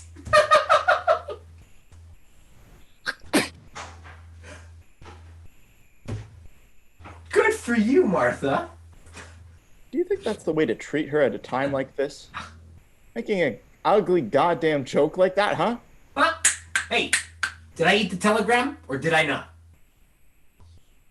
Yes. Yes, you ate it. I watched you. You ate it all down. Like a good boy. Like a good boy. Yes. Not going to get away with it. You know the rules, Martha. For Christ's sake, you know the rules. No! What are you two talking about? I can kill him, Martha, if I want to. He is our child! Oh, yes, and you bore him, and it was a good delivery. Our child! And I have killed him. No! Yes! I think I understand this. Huh, do you?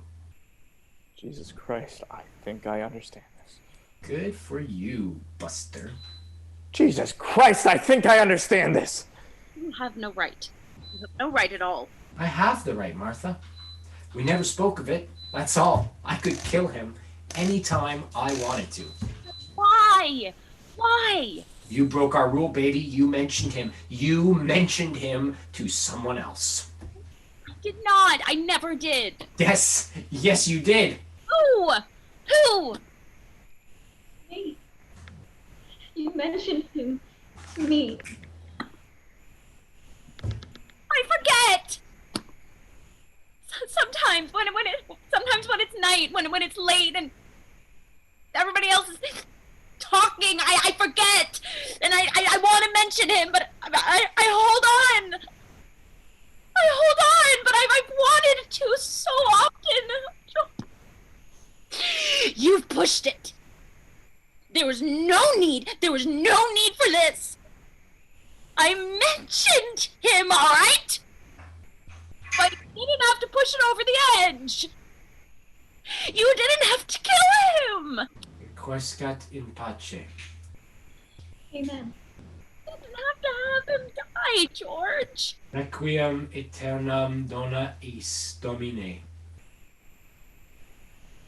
It looks perpetua luceat es. That wasn't needed. It'll be done soon. I think the party's over. You couldn't have any. We couldn't.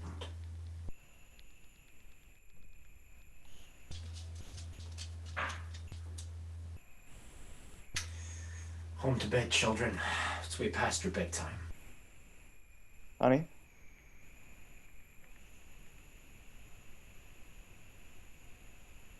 You two go now. Yes. Yes. I'd like to. Good night. Good night. Nick and Honey exit. George closes the door after them, looks around the room, sighs, picks up a glass or two, takes it to the bar.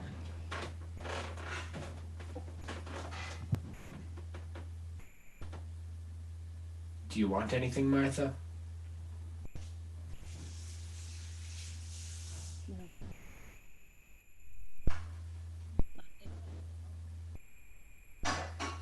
All right.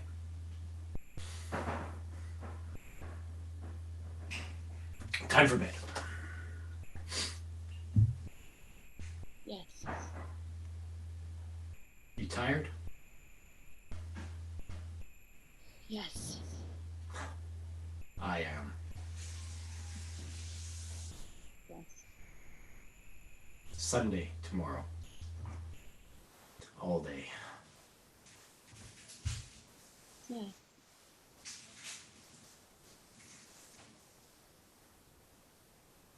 Did you?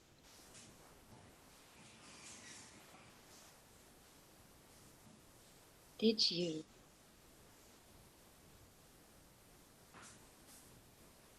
Have to?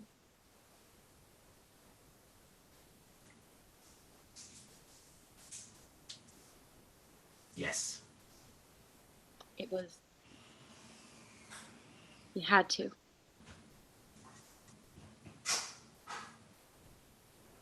Yes. I don't know. It was time. Was it? Yes.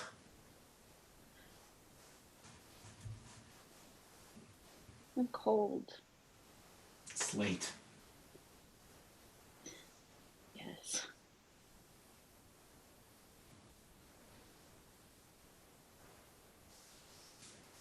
It will be better.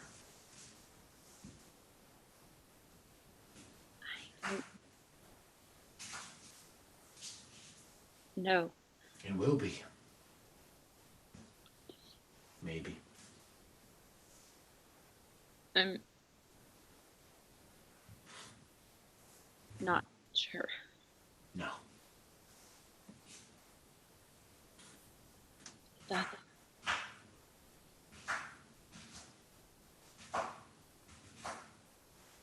Yeah.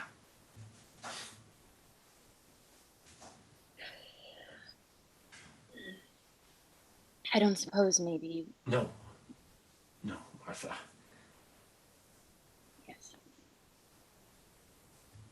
No. Are you all right? Yes. No. Who's afraid of Virginia Woolf? Virginia Woolf. Virginia Woolf. I am George. Who's afraid of Virginia Woolf? I am.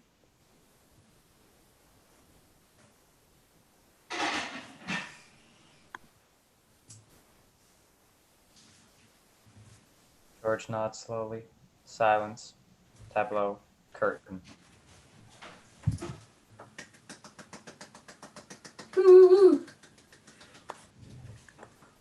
Great work, everybody.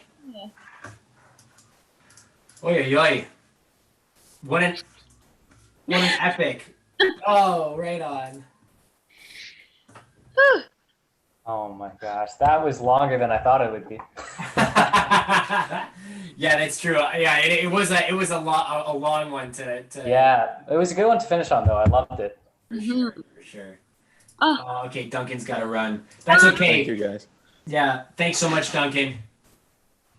See you soon. Thanks, Duncan. Yeah, I mean, you know, I don't have very much to say like in terms of this particular play particularly. Just you know, I just I'm just sort of I guess lost for words. I said it all in that Facebook post. Just in terms of like this whole quarantine readers has been like a really fantastic experience for me. I'm so thankful for like you folks and everything that everybody has contributed. Yeah, I I don't know what more to say. Jeanette, do you have anything to add? Yeah, it's great. Somebody in the background somewhere is making dinner for somebody. We keep hearing the kitchen sounds. It's great. That's in mine. I'll Oh. It's great. Yeah, no, what a great way to end such a a play that requires such depth, and a journey, like such an sort of inexorable journey. Really well done from all of you. Oh my God, really, really well done. I mean, I think it's actually a fascinating play to look at today, given everything that has happened in educational institutions, right? And just to so it's like a little bit of a background to some of those people. So that was really resonating for me listening to it. Yeah. That's true. I thought where you were about to go with that was it's a an interesting sort of character study and people being locked in close quarters. Yeah. Couples being stuck together in quarantine together. That too, on top of it all. But the academia that is always hovering around every scene, Yeah. and the challenge of finding the starting point to a piece like this. So really great. And I'm so grateful for all the months that we've had with Quarantine Players and the incredible range of material. And I really see that those of you that have been regulars have grown in leaps and bounds on this platform. Mhm. I talked about it a few weeks ago, but it's really interesting to see how you're controlling it now. It's not controlling you. Yeah. And it feels like you know the medium you're in, right? Which is really interesting, really interesting. So thank you. Awesome, for sure. Thank you, Jeanette and Chiffon, so much for this. Like, I keep thinking of how, quarantine readers, the amount of participants that are in that group now is well in like triple digits. And, to kind of put a positive swing on this beautiful negative blanket of COVID that's on the world right now, connecting with so many other GTA artists in the intimate way that we have over these months. Like, I mean, for example, like Demi, we might have met in like an audition room, but I don't know if we ever would have crossed paths. But now, we're friends on Facebook and like we have more allies, more friends. Same like Owen, you too. Like, it's just so fascinating to know how much like the work we've done, but also the connections and the relationships we've built. So I may never meet you guys in person one day, but virtually great friends now. Like, it's just so cool to think of. And it kind of falls under the same thought, Jeanette, of like this medium is strangely now. I remember at the beginning of the pandemic being like, okay, so the world is going digital. That's not the habit or routine of things. So we're going to try this thing. And now it's almost on the other leg now where things have been digitally and relationships and stuff have been growing virtually, that when we are back into the world again, it's this hybrid of digital and physical interaction. It's really interesting to think about, but I'm so grateful for all of the wonderful faces and pieces we've done as a team. It's been so great. Yeah. Yeah, I agree. The connections that have been made are amazing. So many people that I would never have met otherwise, or potentially never have met otherwise. Yeah, we had some really cool ensembles for some casts that Oh yeah. never would have been in an ensemble in a show, probably just based on the range and the characters. Yeah. But it happened, and they were all amazing. Yeah.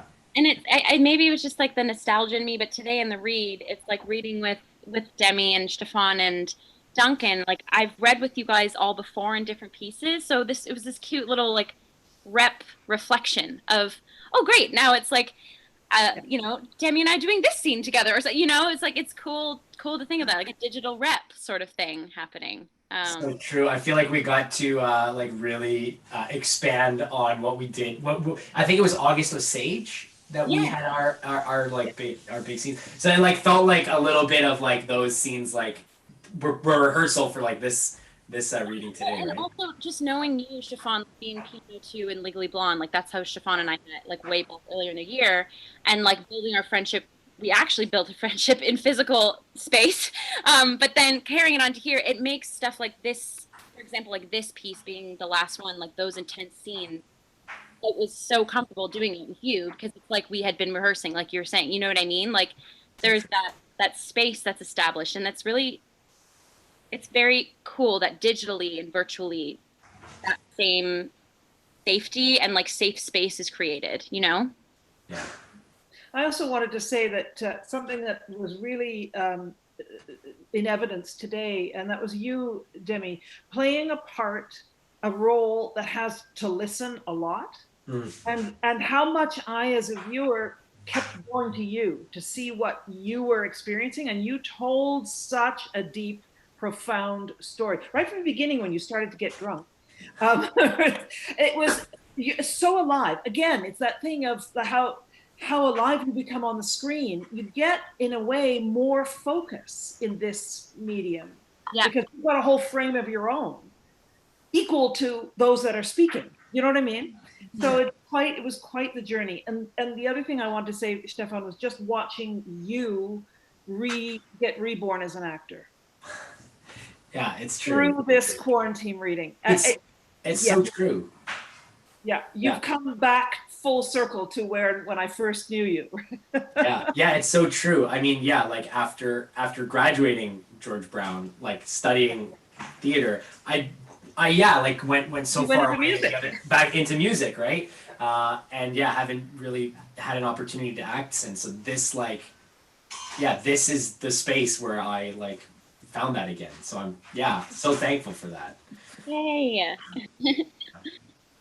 Like, I don't know, because this was like the last one, but for some reason, also because you're all extremely talented, but all the performances were just hitting me. And I was like, I need to read the stage directions. I need to. Oh. And then twice while I was doing it, the PDF just failed. So I had to like reload it. So I was like frantically scrolling, and I was like, please God, don't let there be something important. Oh, I know no. that's one of the difficulties with these electronic PDFs. Like that is the danger. Yeah, I know. So true. But thank you so much for letting me be a part of the last one. And unfortunately, I was working on some other stuff, and I couldn't join as frequently in the later ones. I think the last one I did was when we were doing all the different ones with Maher and. Right. But I felt so good to come back for the last one, especially when I watched the first one. It's crazy to think it's been 6 months, half a year. Like, that's insane to me. I checked when I joined the group, and it was like March 23rd. I keep going back to that like original post, which was just simply like, anybody want to like read some plays with me? And like all these people just being like, yes. Yeah, it turned into something really amazing, and I'm happy to be a part of it, beginning and end. Awesome. For sure. Well, we'll see if I get bored or things take a turn. Maybe like over holidays or something when people have more downtime. Maybe there'll be a resurgence if people are interested. So. Right. Holiday quarantine. That's right. My dog. I have to go feed my dog. I have to go feed myself, honestly. You were going to say something? What's that, sorry? So much has been said. And all that I have to add is just thank you. Like, this has been so fantastic. And like, it really is like coming into this one, it was like, felt like working with old castmates again, which is just so remarkable. And yeah, I'm so grateful to have been able to make these connections through this platform and look forward to this every week. So thank you. Yeah. Thanks. Thank you so much, everybody. It's been an honor. Have a good rest of your weekend. Bye. Thank you. Bye.